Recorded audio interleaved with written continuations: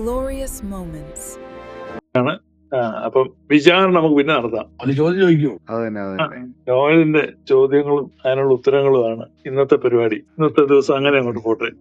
നാലേ ചാമ്പിക്കോടാ നാല്. ഓക്കെ.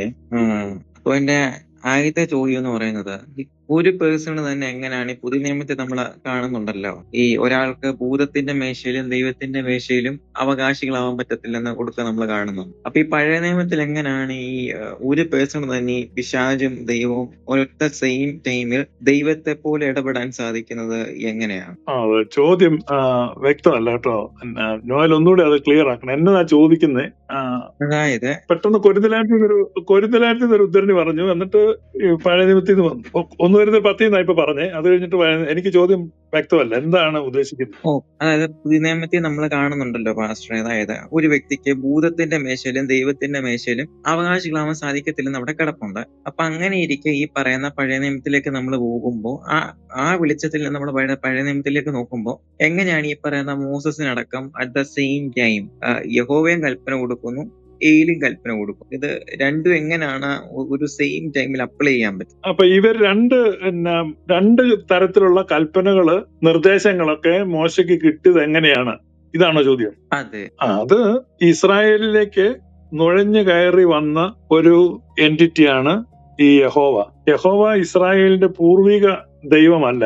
അത് മോശയിലൂടെ ഇസ്രായേലിലേക്ക് വരികയും അവർക്കൊരു ഭാരവും ബാധ്യതയുമായി അവരെ നശിപ്പിക്കുന്ന ഒരു എൻറ്റിറ്റിയാണ്. ഇസ്രായേലിനെ അനുഗ്രഹിക്കുകയും വർദ്ധിപ്പിക്കുകയും ചെയ്യുന്ന ദൈവമുണ്ട്. ഇപ്പൊ ദൈവിക ഉദ്ദേശം എന്ന് പറഞ്ഞാൽ മൾട്ടിപ്ലൈ ചെയ്യുക എന്നുള്ളതാണ്, വർദ്ധിപ്പിക്കുക. അപ്പൊ യഥാർത്ഥ ദൈവം ഇസ്രായേലിനോട് പറഞ്ഞ്, ഞാൻ നിന്നെ അനുഗ്രഹിക്കുകയും വർദ്ധിപ്പിക്കുകയും ചെയ്യും. യഹോവ പറയുന്നത്, ഞാൻ നിങ്ങളെ ആളെണ്ണം ചുരുങ്ങിയവരും ലോകമെങ്ങും ചെതറിയവരും ചിഹ്നിയവരും ആകും. രണ്ട് ഉദ്ദേശമാണ്. ഒന്ന് അനുഗ്രഹിക്കുക, വർദ്ധിപ്പിക്കുക എന്നുള്ള ഒരു അജണ്ട. മറ്റേത് ചിതറിക്കുക, ആളെണ്ണം ചുരുക്കുക. ഈ രണ്ട് ഓപ്പോസിറ്റ് ഉദ്ദേശമാണ് നമ്മൾ അവിടെ കാണുന്നത്. ഇതൊരിക്കലും ഒരു ആളല്ല.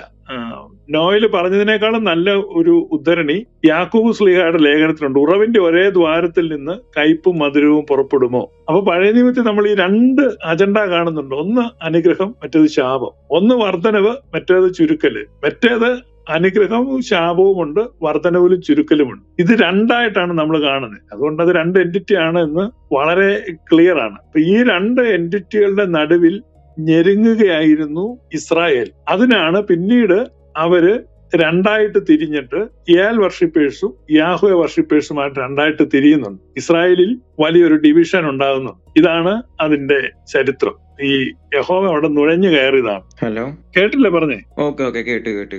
അത് പാസ്റ്റർ പറഞ്ഞ അതിൽ ഒരു വേർഡ് ഞാൻ പ്രത്യേകം നോട്ട് ചെയ്തു. അതായത് മോസസ് വഴിയാണ് ഈ പറയുന്ന എന്താണ് യഹോവ ഇസ്രായേലിലേക്ക് വരുന്നത്. Okay, fine. അങ്ങനെയാണെങ്കിൽ ഇപ്പോൾ ഒരു മനുഷ്യന്റെ മുമ്പിൽ ഒരു പിശാച് വരണമെങ്കിൽ ആ പേഴ്സൺ എത്രത്തോളം ഡെവിളായിട്ടുള്ളൊരു പേഴ്സൺ ആയിരിക്കും. ഇപ്പോ ഒരാളുടെ മുമ്പിൽ ഒരു പിശാച് വരത്തില്ലല്ലോ. അപ്പൊ അത്രത്തോളം ഡെവിളായിട്ടുള്ള അല്ലെങ്കിൽ ആ നേച്ചറുള്ള ഒരു പേഴ്സണിന്റെ അടുത്തേക്ക് എങ്ങനെയാണ് ഈ പറയുന്ന ഏലും ഒരൊറ്റ സെയിം ടൈമിൽ എങ്ങനെയാണ് ഒരാൾക്ക് തന്നെ പിശാചും അതേ സമയത്ത് തന്നെ ആ പേഴ്സൺ തന്നെ ദൈവവും തമ്മിൽ എങ്ങനെ വെളിപ്പെടും? എങ്ങനെ ഇത് സംഭവിക്കും? അത് ഇമ്പോസിബിൾ അല്ലേ? അത് ഇമ്പോസിബിൾ അല്ല. അതിന് പൗലോസ് നമുക്ക് അതിന്റെ വിശദീകരണം തരുന്നുണ്ട്.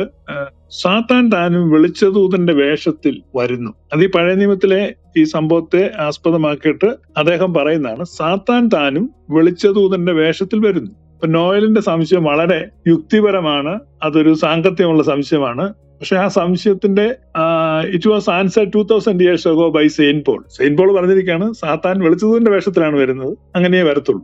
സാത്താൻ വെളിച്ചദൂതന്റെ വേഷത്തിൽ വരുമെന്ന് പറഞ്ഞു. Okay, fine. പക്ഷെ നമ്മൾ കാണുന്നുണ്ടല്ലോ, പൗലോസിലേക്ക് ഒരു വെളിച്ചപ്പാടെത്തിയ ആത്മാവുള്ള ഒരു സ്ത്രീ, ആ സ്ത്രീയെ ദുഷിച്ചു നോക്കിയപ്പോൾ അവളിൽ നിന്ന് ഇത്തരത്തിലുള്ള ഒരു ഈവിൾ സ്പിരിറ്റ് വിട്ടുപോകുന്നതായിട്ട് നമ്മൾ വായിക്കുന്നു. അപ്പൊ അപ്പോസ്തലനെ തീക്ഷ്ണതയോടെയുള്ള നോട്ടത്തിൽ പോലും വിറയ്ക്കുന്ന ആത്മാവ്, അപ്പോൾ അതിന്റെ തലവൻ തന്നെ സാക്ഷാൽ ഒരു മനുഷ്യന്റെ മുമ്പിൽ ഒന്ന് പ്രത്യക്ഷപ്പെടുകയും അറ്റ് ദ സെയിം ടൈം ദൈവവും ഒന്ന് പ്രത്യക്ഷപ്പെടുകയും ചെയ്യുന്നു.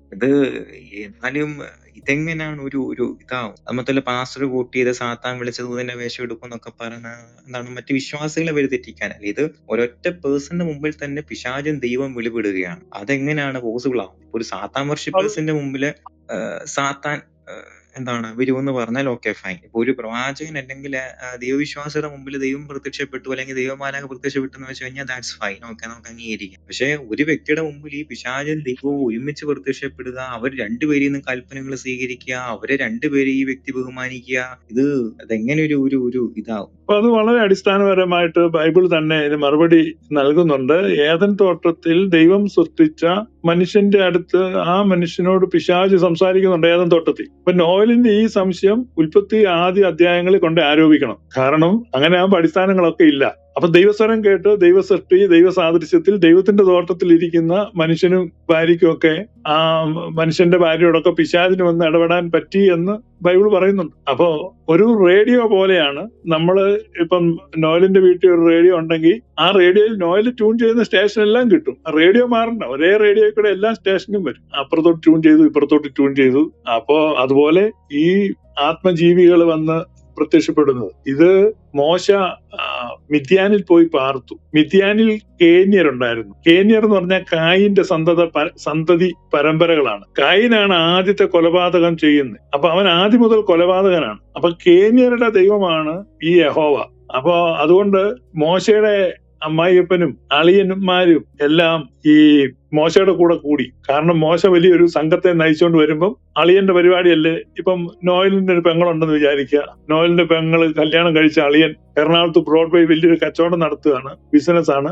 നോയൽ ആ സമയത്ത് മാവേലിക്കര വഴിയോ ചെങ്ങന്നൂർ വഴിയോ ചുമ്മാ നടക്കത്തൊന്നുമില്ല. അപ്പൊ അടുത്ത നോയലിന്റെ പരിപാടി എന്ന് വെച്ചാൽ അളിയന്റെ ബിസിനസ് നടക്കുന്നതോട്ട് പോവാന്നുള്ളതാണ്. ഇവിടെ മോശ ദേശത്തെ ഇളക്കി വലിയൊരു പരിപാടി നടത്തിക്കൊണ്ടിരിക്കും. അളിയന്മാര് സ്വാഭാവികം ചെന്നു, അമ്മായിപ്പൻ ചെന്നു. നോയലിന് അറിയാവോ ഇസ്രായേലിന് വേണ്ടി ആദ്യത്തെ യാഗം കഴിക്കുന്ന ആരാന്ന്? ബൈബിളിൽ എഴുതിയിരിക്കുന്നത് മോശയുടെ അമ്മായിയപ്പൻ യിത്രോയാണ് യാഗം കഴിക്കുന്നത്, യഹോവയ്ക്ക് യാഗം കഴിക്കും. യിത്രോയ്ക്ക് ദൈവിക കൽപ്പനയുണ്ടോ? യിത്രോ ഇസ്രായേലിനാണോ? യിത്രോയ്ക്കും ഇസ്രായേലുമായിട്ട് എന്തെങ്കിലും ബന്ധമുണ്ടോ? അപ്പൊ അതിൽ നിന്ന് വളരെ വ്യക്തമാണ് ഇത് ഇസ്രായേലിന്റെ ദൈവമോ ഇസ്രായേലിന്റെ ദൈവാരാധനയല്ല.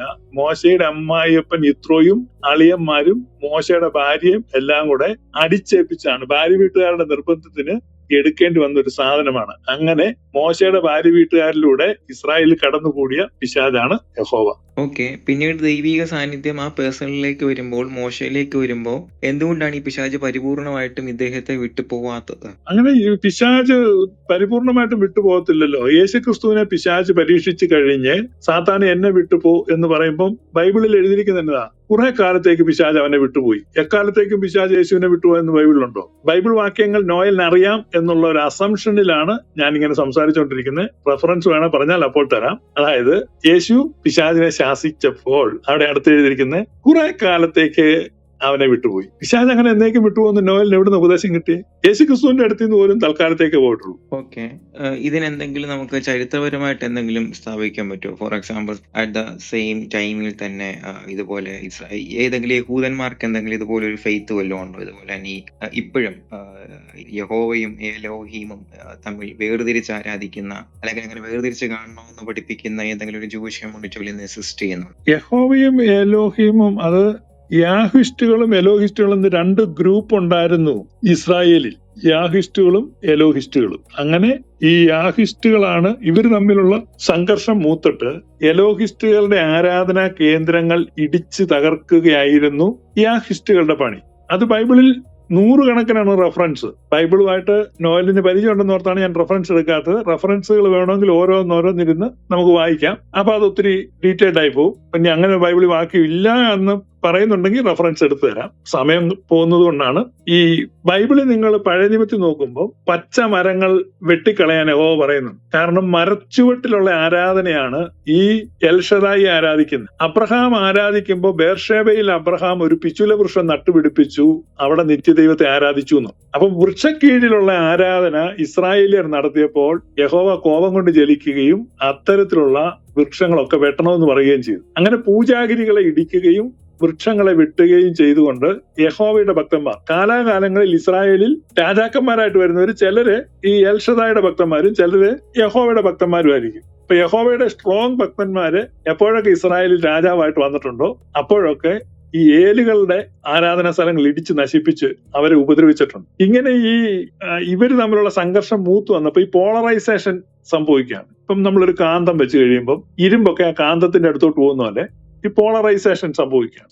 ഇപ്പൊ ഉദാഹരണം പറഞ്ഞാൽ നമുക്ക് ഇപ്പൊ അമേരിക്കയിലോ യൂറോപ്പിലൊക്കെ കൂടി ഇപ്പൊ ഞങ്ങൾ ഇവിടെ ടെക്സസില് ചില സിറ്റികളിൽ മുസ്ലിങ്ങൾ കൂടുതലാണ്. അപ്പൊ ഇവിടോട്ട് വരുന്ന മുസ്ലിങ്ങള് ഏത് സിറ്റി വന്നാലും ഒരു 5-6 മാസം കഴിയുമ്പോൾ പയ്യെ അവർ അങ്ങോട്ട് മൂവ് ചെയ്യും. അങ്ങനെ അതൊരു ശക്തി കേന്ദ്രമായിട്ട് മാറുക. അത് പോളറൈസേഷനാണ്. അപ്പൊ അതുപോലെ ഈ യഹോവയുടെ ആരാധകര് ക്രമേണ തെക്കോട്ട് നീങ്ങി, ഏലിന്റെ ആരാധകര് വടക്കോട്ട് നീങ്ങി. അങ്ങനെ ഓൾമോസ്റ്റ് ഈ 2 രാജ്യങ്ങളായി. വടക്കൻ രാജ്യത്തിന് ഇസ്രായേൽ എന്നും തെക്കൻ രാജ്യത്തിന് യഹൂദ എന്നും പേരായി. യഹൂദയിലുള്ളവര് കൂടുതൽ യഹോവ ഭക്തന്മാരും ഇസ്രായേലിലുള്ളവർ കൂടുതൽ ഏലിന്റെ ഭക്തന്മാരുമായി മാറി. അപ്പോ ഇങ്ങനെ 2 രാജ്യങ്ങൾ, ഇതാണ് നോർത്തേൺ കിങ്ഡം, സദേൺ കിങ്ഡം. അത് എലോഹിസ്റ്റുകളും യാഹിസ്റ്റുകളുമായി കോമൺ ആയിട്ട് പറയുമ്പോൾ അങ്ങനെ ഒരു ഡിവിഷൻ ഉണ്ടായി. ഇവര് തമ്മിൽ ഭയങ്കര ശത്രുതയായിരുന്നു. ഇത് ഇസ്രായേലിലുള്ളതാണ് ഈ 2 ആരാധനാ പാരമ്പര്യങ്ങൾ. ഓക്കെ, അപ്പൊ അങ്ങനെയാണെങ്കിൽ അപ്പോ ഏലാണ് യഥാർത്ഥ ദൈവമെങ്കിൽ അപ്പൊ ഇപ്പോഴും നമ്മൾ മരത്തിന്റെ കീഴിൽ പോയി നമ്മൾ ആരാധിക്കണം ആ ആരാധനയുമായി ബന്ധപ്പെട്ട്. ബിക്കോസ് അദ്ദേഹത്തെ അങ്ങനെയാണല്ലോ ആരാധിക്കുന്നത്. അപ്പൊ യഹോവ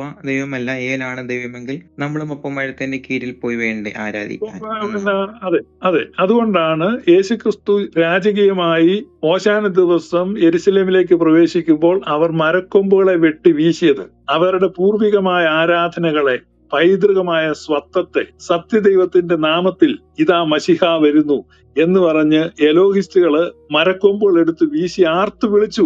അതാണ് അവിടെയുള്ള യാഹിസ്റ്റുകളുടെ കണ്ണിൽ കരടായത്. നമ്മളിവിടെ ഇരുന്ന് വായിക്കുമ്പോൾ അവര് കൊമ്പ് വെട്ടിയാൽ എന്നാ കുഴപ്പമെന്ന് ചോദിച്ചാൽ, കൊമ്പ് വെട്ടുന്ന വെച്ചാൽ ഈ ആയിരക്കണക്കിന് വർഷം അടിച്ചമർത്തപ്പെട്ട, പുറത്ത് ശബ്ദം കേൾപ്പിക്കാൻ കഴിയാതിരുന്ന എലോഹിസ്റ്റുകൾ ഒരുമിച്ച് ഇതാ ഞങ്ങളുടെ മശിഹ ആഗതനായി അവർ ഒലിവിന്റെ തലപ്പ എടുത്തിട്ട് വീശുകയാണ്. അതാണ് ആ വെൽക്കം നമ്മൾ കാണുന്നത്. അതുകൊണ്ടാണ് യേശു ക്രിസ്തുവിനെ അവർ ക്രൂശിക്കുന്നത്. ഇത് നൂറ്റാണ്ടുകളുടെ ഒരു ചരിത്രമാണ്. ഈ ബാക്ക്ഗ്രൗണ്ട് അറിയാൻ പറ്റാതെ ബൈബിൾ വായിക്കുന്നതുകൊണ്ടാണ് ആളുകൾക്ക് ഇത് മനസ്സിലാകാത്തത്. Okay, fine. അപ്പോ അതുമായിട്ട് ബന്ധപ്പെട്ട് നമുക്ക് എന്തെങ്കിലും ചരിത്രത്തിൽ നിന്ന് കാണിക്കുവാൻ നമുക്ക് സാധിക്കുമോ? ഫോർ എക്സാമ്പിൾ, അങ്ങനെ അടിച്ചമർത്തി എന്നതിന് എന്തെങ്കിലും ആർക്കിയോളജിക്കൽ എവിഡൻസോ അങ്ങനെ എന്തെങ്കിലും ഹിസ്റ്റോറിക്കലി എന്തെങ്കിലും ബൈബിളിന് പുറത്ത് മറ്റെന്തെങ്കിലും ഡോക്യുമെന്റ്സോ തെളിവുകളോ ഉണ്ടോ? ആ തെളിവുകളൊക്കെ ധാരാളം ഉണ്ട്. നമ്മുടെ ഈ that is beyond the scope of our discussion. കാരണം ഇത് നമ്മളൊരു കുറച്ച് സമയം ക്ലബ് ഹൗസിൽ ഒരു റൂം സംസാരിക്കുന്നല്ലേ, ചോദ്യത്തിന് ഉത്തരം ഉണ്ടെന്നുള്ളതാണ്.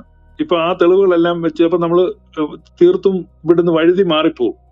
മനസ്സിലായി, ഈ ചോദ്യോത്തര പന്തിയിൽ നിന്ന്. അത് വേണമെങ്കിൽ നമുക്ക് നോട്ട് ചെയ്യാം. ഫർദർ തെളിവുകളൊക്കെ പിന്നീട് നമുക്കൊരു അവസരത്തിൽ അത് ഷെയർ ചെയ്യുകയും ഒക്കെ ചെയ്യാം. ഇത് നോർത്തേൺ കിങ്ഡം അസീറിയൻ ക്യാപ്റ്റിവിറ്റിയിലേക്ക് പോവുകയും സദേൺ കിങ്ഡം ബാബിലോണിയൻ ക്യാപ്റ്റിവിറ്റിയിലേക്ക് പോവുകയും ചെയ്തു. അതായത് നോർത്തേൺ കിങ്ഡത്തെ അസീറിയൻ രാജാവ് വന്ന് തകർക്കുകയും കീഴ്പ്പെടുത്തുകയും അവിടെയുള്ളവരെ കൊല്ലുകയും ബാക്കി അവശേഷിച്ചവരെ അടിമകളായി പിടിച്ചോണ്ട് പോവുകയും ചെയ്തു. അങ്ങനെ നോർത്തേൺ കിങ്ഡത്തിന്റെ മേൽ ദൈവിക ന്യായവിധി വന്നു എന്ന് പറഞ്ഞ് ഈ സദേൺ കിങ്ഡത്തിലുള്ള ഒരു തുള്ളിച്ചാടി യഹോവയാണ് നമ്മുടെ ദൈവം, നോക്കി ഏലിനെ ആരാധിച്ചവന്മാരെല്ലാം തകർന്ന് തരിപ്പണമായി പോയി എന്ന് പറഞ്ഞ് സദേൺ കിങ്ഡത്തിലുള്ളവർ ആഹ്ലാദിച്ചുകൊണ്ടിരുന്നു. ഏതാനും ചില വർഷങ്ങൾ കഴിഞ്ഞപ്പോൾ സദേൺ കിങ്ഡത്തിന്റെ നേരെ ബാബേൽ രാജാവ് വരികയും ഇവന്മാരെ അടിച്ചു തകർത്ത് അത് ചണ്ടിക്കൂനിയാക്കി ഇവരെ പിടിച്ചോണ്ട് പോവുകയും ചെയ്തു. ഇങ്ങനെ 2 കൂട്ടരും പ്രവാസത്തിലേക്ക് പോയി. എന്നാൽ സദേൺ കിങ്ഡം പ്രവാസത്തിലേക്ക് പോയത് ബാബേലിൽ വെച്ചാണ്. ഈ ബാബിലോണിന് നേരെ പിന്നീട് ഈ കോരശ് വരികയാണ്, പേർഷ്യൻ രാജാവ്. കോരശ് വന്നിട്ട് ഈ ബാബേൽ രാജാവിനെ തോൽപ്പിക്കുമ്പം ഇവിടെ കുറെ പേര് ഇങ്ങനെ നിപ്പുണ്ട്. അപ്പൊ ഇവരോട് നീയൊക്കെ ഏതാ? ഞങ്ങളിങ്ങനെ യഹൂദന്മാരാ, എന്നാ തിരിച്ച് വീട്ടിൽ പോക്കോളം പറഞ്ഞു. അങ്ങനെ അവര് ഫ്രീ ആയി. അങ്ങനെ യഹൂദന്മാര് തിരിച്ചു വന്ന് വീണ്ടും യഹൂദയെ പണിയുകയാണ്. അങ്ങനെയാണ് യെരുശലേം ദേവാലയത്തിന്റെ പുനർനിർമ്മാണവും ഒക്കെ നടക്കുന്നത്. അപ്പൊ മറ്റേ എലോഹിസ്റ്റുകളുടെ ശല്യയിൽ, യാഹിസ്റ്റ് മേധാവിത്വത്തിൽ ഇവര് ഈ സദേൺ കിങ്ഡം പുതുക്കി പണിയുകയാണ്. അതാണ് ഈ സെക്കൻഡ് ടെമ്പിൾ എന്ന് പറയുന്നത്. അപ്പൊ ആ കാലഘട്ടത്തിൽ സെക്കൻഡ് ടെമ്പിൾ വന്നപ്പോ കുറച്ച് മറ്റു ഗോത്രക്കാരും ഈ സദേൺ കിങ്ഡത്തിലുണ്ട്. എന്നാൽ ഭൂരിപക്ഷം ഗോത്രക്കാരും കാണാതെ പോയി, നഷ്ടപ്പെട്ടു പോയി. അവിടുന്ന് കുറച്ചു പേരൊക്കെ ഈ സദേങ്ങൾ. അതുകൊണ്ടാണ് യേശുക്രിസ്തു അത് ഇസ്രായേൽ ഗോത്രത്തിലെ കാണാതെ പോയ ആടുകളെ തേടിയാണ് ഞാൻ വന്നിരിക്കുന്നത്. കാണാതെ പോയ ആടുകൾ എന്ന് പറഞ്ഞാൽ ലോസ്റ്റ് ട്രൈബ്സ്. ഇത് യേശു പറഞ്ഞതിന്റെ അർത്ഥം മനസ്സിലാക്കണം. ഞാൻ വന്നിരിക്കുന്ന യഹൂദന്മാരെ നേടാനോ നിങ്ങളോടൊന്നും പറയാനോ അല്ല. ഞാൻ വന്നത് ഇസ്രായേൽ ഗോത്രത്തിലെ കാണാതെ പോയ എന്റെ നോർത്തേൺ കിങ്ഡത്തിൽ നിന്ന് എന്റെ നഷ്ടപ്പെട്ട ആടുകളുണ്ട്. ഞാൻ അവർക്ക് വേണ്ടി ലോകത്തേക്ക് വന്നിരിക്കുന്നത്. അതാണ് എന്റെ മിഷൻ. അതാണ് ഇത് യേശുക്രിസ്തു എക്സ്പ്ലിസിറ്റ് ആയിട്ട് പറയുകയാണ്. ഇത് നമ്മൾ കോണ്ടെക്സ്റ്റ് മനസ്സിലാക്കുമ്പോൾ, ഹിസ്റ്റോറിക്കൽ കോണ്ടെക്സ്റ്റ് മനസ്സിലാക്കുമ്പോഴാണ് ആ വാക്യം എന്താണ് ഉദ്ദേശിക്കുന്നത് മനസ്സിലാകും. ശരിയാണ്. യേശുക്രിസ്തു വരുമ്പോ 10 ട്രൈബ്സ് മിസ്സിംഗ് ആണ്.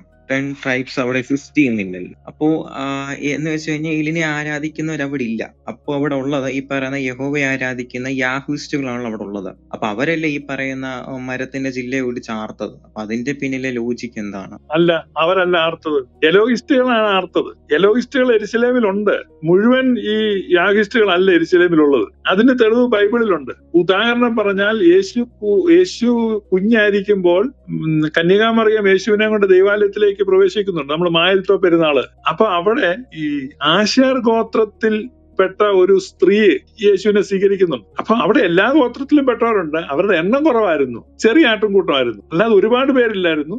എല്ലാ ഗോത്രത്തിലും പെട്ടവരും അവിടെ ഉണ്ടായിരുന്നു. പക്ഷെ ഭൂരിപക്ഷം പേര് നഷ്ടപ്പെട്ടു പോയി. അതുകൊണ്ടാണ് അവരാണ് ആരാധിച്ചത്. പക്ഷേ നമുക്ക് ചരിത്രത്തിൽ കാണാൻ സാധിക്കും, ഇവിടെ യേശു ക്രിസ്തു വരുന്ന സമയത്ത് ഇസ്രായേലിൽ 2 ട്രൈബൽസ് മാത്രമേ ഉണ്ടായിരുന്നുള്ളൂ. ബാക്കി 10 ട്രൈബ്സിലായി. 10 ട്രൈബ്സ് മുഴുവൻ മിസ്സിംഗ് അല്ല. 10 ട്രൈബിൽ നിന്നുള്ളതല്ലേ ആശേർ ഗോത്രം ഈ 2 ഗോത്രത്തിൽപ്പെട്ടാണോ? ആശേർ ഗോത്രത്തിൽപ്പെട്ട പ്രവാചകി അവിടെ നിന്ന് യേശുവിനെ സ്വീകരിച്ചെന്ന് ബൈബിൾ റെഫറൻസ് അല്ലേ ഞാൻ പറഞ്ഞേ. ഓക്കെ, അപ്പോ പാസ്റ്റർ പറഞ്ഞ ചെറിയൊരു ശേഷിപ്പ് അവിടെ എക്സിസ്റ്റ് ചെയ്യുന്നുണ്ടായിരുന്നു. യെസ് 100%. അപ്പൊ അത് വളരെ ചെറിയൊരു പേഴ്സൺസ് ആയതുകൊണ്ട് ഡെഫിനറ്റ്ലി യാഹിസ്റ്റുകൾക്ക് ഒരു ഊട്ടക്കൊലയോ അല്ലെങ്കിൽ വലിയൊരു ആക്രമണം ആ കാലഘട്ടത്തിൽ തന്നെ നടത്താമായിരുന്നു. അങ്ങനെ നടത്താൻ പറ്റത്തില്ലായിരുന്നു. കാരണം അവരെല്ലാവരും റോമിന്റെ കീഴിലായിരുന്നു. ഇവർക്ക് കൊലപാതകവും ശിക്ഷ നടപ്പാക്കലും ഒന്നും, അതായത് ഈ യഹൂദന്റെ ന്യായപ്രമാണം അനുസരിച്ച് അവിടെ ശിക്ഷകൾ വിധിക്കാനോ നടപ്പിലാക്കാനോ അവർക്ക് പറ്റില്ലായിരുന്നു. അതുകൊണ്ടാണ് യേശുവിനെ അവർക്ക് ക്രൂശിക്കാൻ പറ്റാതെ വന്നതും യേശുവിനെ ക്രൂശിക്കാൻ വേണ്ടി റോമൻ ഗവർണറുടെ അനുവാദത്തിന് വേണ്ടി അവർ നടന്നതും. അല്ലെങ്കിൽ അവർ പണ്ടേ യേശുവിനെ ക്രൂശിച്ചാനെ. അവരുടെ മതകോടതികൾക്കൊക്കെ പ്രവർത്തന സ്വാതന്ത്ര്യം ഇല്ലായിരുന്നു. റോമിന്റെ ഇരുമ്പ് നുകായിരുന്നു. അപ്പൊ റോമിന്റെ അപ്രൂവൽ വേണം ഒരു ശിക്ഷ നടപ്പാക്കണേ. അത് റോം അവിടെ ഭരിച്ചുകൊണ്ടിരിക്കുന്നത്. അല്ലാതെ ഇവരുടെ തോന്നിവാസം അവിടെ ആളുകളെ കൊല്ലാനും പിടിക്കാനും ഒന്നും പറ്റത്തില്ല. മനസ്സിലായോ? ഓക്കെ, അപ്പൊ യേശുക്രിസ്തു ഭൂമി വന്നത് ഈ ഏലോയിസ്റ്റുകൾക്ക് വേണ്ടിയിട്ടാണല്ലോ, യാഹിസ്റ്റുകൾക്ക് വേണ്ടിയിട്ടല്ലല്ലോ, അല്ലേ? കറക്റ്റ് അല്ലേ? അങ്ങനെയല്ല. യേശുക്രിസ്തു ഭൂമി വന്ന സകല മനുഷ്യർക്കും വേണ്ടിയാ, അല്ല എലോയിസ്റ്റുകൾക്ക് വേണ്ടി മാത്രമല്ല. ഓക്കെ, അപ്പൊ പിന്നെ 10 ട്രൈബൽസിന്റെ പേര് വരുന്നത് നമ്മൾ ഉയർത്തി കാണിക്കുന്നതിന്റെ പിന്നിലൊരു എന്താണത്? അതിനെങ്ങനെ എക്സ്പ്ലെയിൻ ചെയ്യാൻ? ഇസ്രായേൽ ഗോത്രത്തിലെ കാണാതെ പോയ ആടുകളെ അന്വേഷിച്ചാണ് ഞാൻ വന്നത്. അതായത് 2 ഫോൾഡ് മിഷൻ ആണ് യേശുക്രിസ്തുവിനുള്ളത്. ഈ 2 ഫോൾഡ് മിഷൻ എന്ന് പറഞ്ഞാൽ ഗലാത്യ ലേഖനം 4 അധ്യായം 4 വാക്യം വായിക്കുമ്പോ when time had fully come God sent his son under the law born of a woman. അപ്പൊ 2 തരത്തിൽ യേശു ജനിച്ചെന്ന് അവിടെ എഴുതിയിരിക്കുന്നത്. നിയമത്തിന്റെ കീഴിൽ സ്ത്രീയിൽ നിന്ന് ജനിച്ചെന്നല്ല, നിയമത്തിന് കീഴിൽ ജനിച്ചു, സ്ത്രീയിൽ നിന്നും ജനിച്ചു എന്ന് 2 ജനനം എഴുതിയിട്ടുണ്ട്. ശ്രദ്ധിച്ചു വായിച്ചാൽ മതി. കാരണം യേശുക്രിസ്തുവിന്റെ മിഷൻ ഈ 2 ഫോൾഡ് ആയിരുന്നു. ഒന്ന്, ഈ ഇസ്രായേൽ ഗോത്രത്തിലെ കാണാതെ പോയ ആടുകളെ അന്വേഷിക്കുക. അപ്പൊ ഇസ്രായേൽ ഗോത്രത്തിലെ കാണാതെ പോയ ആടുകൾ എന്ന് പറയുമ്പോൾ അത് ഗോത്രപരമായ ഒരു അഫിലിയേഷൻ മാത്രമല്ല, വിശ്വാസപരമായ ഒരു എൻലൈറ്റ്മെന്റ് ആണ്. കാരണം ഇപ്പൊ യഹൂദ ഗോത്രത്തിലുള്ള ആളുകൾക്കും ഏലിനെ വർഷിപ്പ് ചെയ്യുകയും പിതാക്കന്മാരുടെ ദൈവത്തോട് കൂറുള്ളവരായിട്ട് നിൽക്കുകയും ചെയ്യാം. അപ്പൊ തിരിച്ച് മറ്റു ഗോത്രത്തിലുള്ളവർക്ക് യഹോവ ഭക്തന്മാരും ആകാം. ഇത് എന്നാ അതിന് പറയുന്നത് ഇന്റർമിങ്കിൾ ആയിട്ടാണ് നിൽക്കുന്നത്. അല്ലാതെ കൃത്യമായിട്ട് ഇന്ന ഗോത്രത്തിൽപ്പെട്ട ഒരു ഒറ്റക്കെട്ടായിട്ട് അവിടെ അങ്ങനെ ഇല്ല.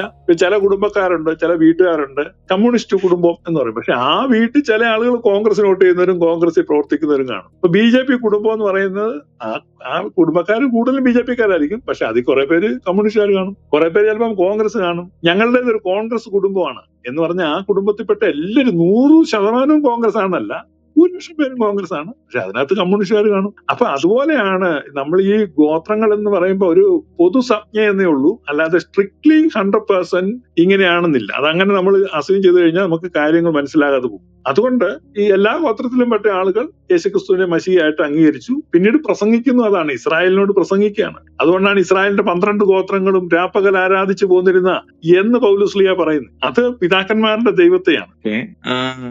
ഏലിനെ എന്തുകൊണ്ടാണ് ഈ മരത്തിന്റെ കീഴിൽ നിന്ന് ആരാധിക്കണമെന്ന് പറയുന്നത്? അതിന്റെ പിന്നിലെ തിയോളജി എന്താണ്?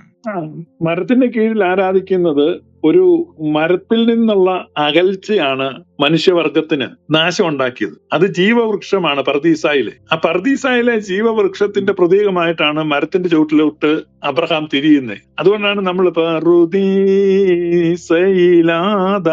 രുചി നോക്കാത്ത ഫലം. അപ്പം മനുഷ്യവർഗത്തിന്റെ പ്രതീക്ഷ, പ്രത്യാശ ഇതെല്ലാം ആ വൃക്ഷമാണ്, ജീവവൃക്ഷമാണ്. അതുകൊണ്ടാണ് യേശുക്രിസ്തു പറയുന്നത് ഞാൻ നല്ല മുന്തിരിവള്ളിയാകുന്നു. ഇത് ഒരു വൃക്ഷം എന്നൊരു കോൺസെപ്റ്റാണ്. അപ്പൊ ആ വൃക്ഷത്തിൽ നിന്ന് നമുക്ക് നിത്യജീവൻ ഉണ്ടാകുന്നു എന്നുള്ളതാണ്. നമുക്ക് ലോസ്റ്റ് പാരഡൈസ്, നഷ്ടപ്പെട്ടു പോയ പർദീസ, ആ പർദീസായുടെ വൃക്ഷം. അതുകൊണ്ടാണ് ആ വൃക്ഷത്തിലേക്ക് തിരിഞ്ഞത്. ഓക്കെ, ഇതിന്റെ റെഫറൻസ് നമുക്ക് എവിടെയെങ്കിലും കാണാൻ സാധിക്കുമോ? അബ്രഹാം പിച്ചുല വൃക്ഷം നട്ടു എന്നുള്ളതിന്റെ റെഫറൻസ് ആണ് വേണ്ടി. അല്ല, അതായത് ഈ മരത്തിന്റെ പിന്നിൽ നിന്ന് നമ്മൾ ആരാധിക്കണമെന്ന് ഏലോയിസ്റ്റുകൾ ഏതെങ്കിലും കാലഘട്ടത്തിൽ വിശ്വസിച്ചിരുന്നതിന്റെ ആയിട്ടുള്ള ഒരു റെഫറൻസ് എന്തെങ്കിലും? അല്ലെങ്കിൽ തെളിവ് എന്തെങ്കിലും? അങ്ങനെ ഇപ്പൊ പ്രത്യേകിച്ച് എന്ത് തെളിവാ വേണ്ടി? ഏത് തരത്തിലുള്ള തെളിവാ ഉദ്ദേശിക്കുന്നത്? അതായത് ഏതെങ്കിലും എവിടെയെങ്കിലും മെൻഷൻ ചെയ്തിട്ടുണ്ടോ? അല്ലെങ്കിൽ അവർക്ക് ഏതെങ്കിലും ആ കാലഘട്ടത്തിൽ എഴുതപ്പെട്ട പ്രാർത്ഥനകളിൽ എവിടെയെങ്കിലും മെൻഷൻ ചെയ്തിട്ടുണ്ടോ? അത് ചിലപ്പോൾ നോക്കിയാൽ കിട്ടുമായിരിക്കും അവര് അതിനുള്ള തിയോളജി എന്താണ്. തിയോളജി എന്ന് പറയുന്നത് പിൽക്കാലത്ത് രൂപപ്പെടുന്നതാണ്. ഇപ്പൊ അബ്രഹാം പിച്ചുല വൃക്ഷം നട്ടു, അതിന്റെ കീഴിൽ ആരാധിച്ചു. ഇപ്പൊ Abraham planted a tamarisk tree in Beersheba and there he called on the name of the Lord, the everlasting God. ഉൽപ്പത്തി 21:33. അപ്പൊ ഞാൻ പറഞ്ഞ എന്താന്ന് വെച്ചാൽ അബ്രഹാം പിച്ചുല വൃക്ഷം നട്ടു, അവിടെ നിത്യദൈവത്തെ ആരാധിച്ചു. ഈ പിച്ചുല വൃക്ഷം എന്ന് പറഞ്ഞാൽ grove. Abraham planted a grove എന്ന് പറഞ്ഞാൽ കാവെന്ന, ഒരു വൃക്ഷമല്ല, വൃക്ഷങ്ങളുടെ കൂട്ടമാണ് നട്ടത് എന്ന് പറഞ്ഞാൽ കാവ് ആരാധന ആരംഭിച്ചത് അബ്രഹാമാണ്. ഇവിടുന്നാണ് നമ്മുടെ നാട്ടിൽ ഈ കാവ്, ഈ സ്വർപ്പക്കാവ് എന്നൊക്കെ പറഞ്ഞ് കാവുകളുണ്ട്. കാവാരാധന നമ്മുടെ കേരളത്തിലുണ്ട്. അത് ഈ എബ്രായിക് റൂട്ട്സിലാണ് കാവാരാധന വരുന്നത്. അപ്പൊ നമുക്ക് ആ ഒരു റൂട്ടുണ്ട്. അപ്പം എബ്രായിക് റൂട്ട്സിലുള്ള ഒരു പാരമ്പര്യമാണ് കാവാരാധന. ലോകത്തിലെ ഏറ്റവും പുരാതനമായ ആരാധന കാവാരാധനയാണ്. പിന്നീടാണ് ക്ഷേത്രാരാധനകൾ വരുന്നത്. ക്ഷേത്രങ്ങളെക്കാൾ പഴയതാണ് കാവുകൾ. അബ്രഹാം ഒരു ടെമ്പിൾ ഉണ്ടാക്കുകയല്ലായിരുന്നു, കാവ് ഉണ്ടാക്കുകയായിരുന്നു. പ്രകൃതിയോട് ഇണങ്ങി പ്രകൃതി സൗഹാർദ്ദമായി കാവുകളിലാണ് അബ്രഹാം ആരാധിച്ചത്. So Abraham planted a tree എന്ന് നമ്മൾ പിച്ചുല വൃക്ഷം എന്ന് പറയുമ്പോൾ ഒരു മരം നട്ടു എന്നല്ല, ഒരു മരക്കൂട്ടം നട്ടു എന്നാണ്. അവിടെയാണ് ആരാധിച്ചത്. Okay, fine. അങ്ങനെയാണെങ്കിൽ ഇത് യേശുക്രിസ്തു എന്തിനാണ് സീസൺ അല്ല എന്നിട്ടും ഒരു മരത്തിന്റെ ചുവട്ടിൽ പോയി ആ മരത്തെ ശപിച്ചു കളയുന്ന അടക്കം എന്തിനു വേണ്ടിയിട്ടാണ്? ബിക്കോസ് ആരാധിക്കേണ്ട സ്ഥലത്ത് എന്തിനാണ് പുത്രൻ തമ്പുരാൻ ശപിച്ചു കളഞ്ഞ ആ മരത്തെ ഉണക്കിക്കളയുന്നത്? അതൊരു പ്രതീകമായിട്ട് ഇസ്രായേലിന് വരാൻ പോകുന്ന നാശത്തെ കാണിക്കുന്ന ഒരു പ്രതീകമാണ്. നമ്മളിപ്പം ലാബറട്ടറിയില് തവളെ കീറുന്നില്ല, നമ്മളല്ല, സ്കൂളിൽ പഠിക്കുന്ന കുട്ടികള് തവളെ കീറുന്നു, മൊയലിനെ കീറുന്നു. നമ്മൾ ഒരു പഠനത്തിന് വേണ്ടി, പ്രബോധനത്തിന് വേണ്ടി കാണിക്കുന്ന. അപ്പം നമ്മളിപ്പോ ഒരു കുട്ടി തവളെ കീറി കഴിയുമ്പോൾ ആ കൊച്ച് ഒരു കൊലപാതകയാണ്, നോക്കടാ നീ തവളെ കൊന്നില്ലേ, അതിന്റെ ഒരു പർപ്പസ് അതാണ്. അതുപോലെ ഇസ്രായേലിന് ഫലം കായ്ക്കാൻ കഴിയുന്നില്ല. ഫലം കായ്ക്കാത്ത ഇസ്രായേൽ അധികം താമസിക്കാതെ ഈ അത്തി പോകുന്ന പോലെ പോകും എന്നുള്ളതിന് ഒരു ലിവിങ് എക്സാമ്പിൾ യേശുക്രിസ്തു കാണിച്ചതാണ്. ഓക്കെ, അങ്ങനെ ഒരു എക്സാമ്പിൾ കാണിക്കാൻ വേണ്ടിട്ട് എന്തിനാണ് ആരാധനാ സ്ഥലം തന്നെ തകർത്തോണ്ട്, ഇപ്പൊ പള്ളി തന്നെ തകർത്തോണ്ട് നമ്മള് ഒരു എക്സാമ്പിൾ കാണിക്കേണ്ട ആവശ്യമില്ലല്ലോ. അതുപോലെ തന്നെ ഈ ഏൽ എന്ന് പറയുന്ന ദൈവത്തെ ആരാധിക്കുന്ന മരത്തെ തന്നെ കരിയിച്ച് ഇല്ലാതാക്കിച്ചുകൊണ്ട് ഇങ്ങനെ ഒരു എക്സാമ്പിൾ കാണിക്കണമായിരുന്നു. അവിടെ ഏലിനെ ആരാധിക്കുന്ന മരമൊന്നും അല്ലായിരുന്നല്ലോ, അത് വഴിയേരി നിന്നൊരു കാട്ടത്തിയല്ലേ. കാട്ടത്തിയുടെ കീഴിൽ ആരാധന ഒന്നും നടക്കുന്നില്ല. ഓക്കെ, അപ്പൊ ഏലിനെ ആരാധിക്കാൻ സെപ്പറേറ്റ് ഏതെങ്കിലും മരം ഉണ്ടോ, അതോ ഏതെങ്കിലും മരത്തിന്റെ അടിയിൽ പ്രാർത്ഥിച്ചാൽ മതി എന്നാണ്? ഇല്ലില്ല, ഏലിന്റെ ആരാധനകളൊന്നും ആ സമയത്ത് അവിടെ ഇല്ലായിരുന്നു. പിന്നെ ശമരിയക്കാര് ഏലിനെ ആരാധിക്കുന്നുണ്ടായിരുന്നു. അപ്പൊ അതുകൊണ്ടാണ് ശമരിയക്കാരത്ത് ഈ സ്ത്രീയുമായിട്ട് സംസാരിക്കുമ്പോ ആരാധിക്കേണ്ടുന്ന സ്ഥലം യെരുശലേമാണെന്ന് നിങ്ങൾ പറയുന്നുണ്ടല്ലോ, യഹൂദന്മാർ പറയുന്നുണ്ടല്ലോ. അപ്പൊ യേശുവിനോട് പറയുന്നുണ്ട്. അപ്പൊ അവിടെ ഗെരിസീം മലയും ഏബാൽ മലയുമുണ്ട്, 2 മലയാണ്. അപ്പൊ ഒരു വശത്ത് ഈ ഏബാൽ മലയുടെ കാഴ്ച കാണാം, മറ്റേ സ്ഥലത്ത് ഗെരിസീം മലയുടെ കാഴ്ച കാണാം, ഈ ശമരിയയില്. ഈ 2 മലകളുടെ ഇടയിൽ നിന്നിട്ടാണ് ഇവർ സംസാരിക്കുന്നത്. മനസ്സിലായോ? അപ്പൊ അതുകൊണ്ടാ പറഞ്ഞ സ്ത്രീയെ ആ മലയിലും അല്ല, ഈ മലയിലും അല്ല, യെരുശലേമിലും അല്ല. അപ്പൊ 3 ഓപ്ഷൻ ഉണ്ട്. 3 ഓപ്ഷനും അല്ല. സത്യ നമസ്കാരികൾ ആത്മാവിലും സത്യത്തിലും നമസ്കരിക്കും.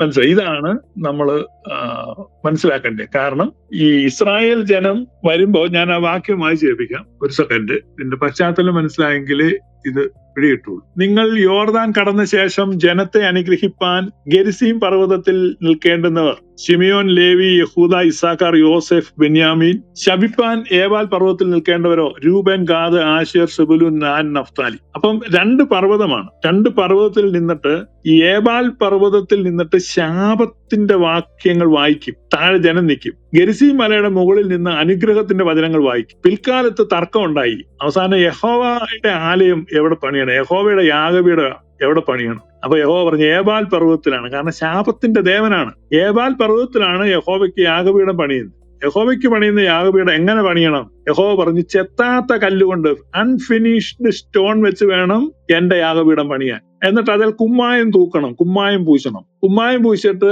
അതേ കുറെ ബൈബിൾ വാക്യങ്ങളൊക്കെ എഴുതി വെക്കണം. ഇതെല്ലാം ബൈബിളിൽ പറഞ്ഞിരിക്കുക. അങ്ങനെ അവരൊരു യാഗപീഠം ഉണ്ടാക്കി. ഇതാണ് യഹോവയുടെ യാഗപീഠം. അത് ഏബാൽ പർവ്വതം എന്ന ശാപത്തിന്റെ പർവ്വതത്തിലാണ്. അപ്പൊ ശമര്യർ എന്ത് ചെയ്തു? ശമര്യർ അതിനെ റിജക്ട് ചെയ്തു. നോ, ഞങ്ങൾ ഏബാൽ പർവ്വതത്തിൽ ആരാധിക്കുകയല്ല, ഞങ്ങൾ അനുഗ്രഹത്തിന്റെ പർവ്വതത്തിൽ ഗെരിസീം മലയിലാണ് ആരാധിക്കുന്നത്. അങ്ങനെ ഗെരിസീം മലയിൽ ആരാധിക്കുന്നവരും ഏബാൽ മലയിൽ ആരാധിക്കുന്നവരും എന്ന് രണ്ട് ഗ്രൂപ്പായിട്ട് ഇവർ തിരിഞ്ഞു.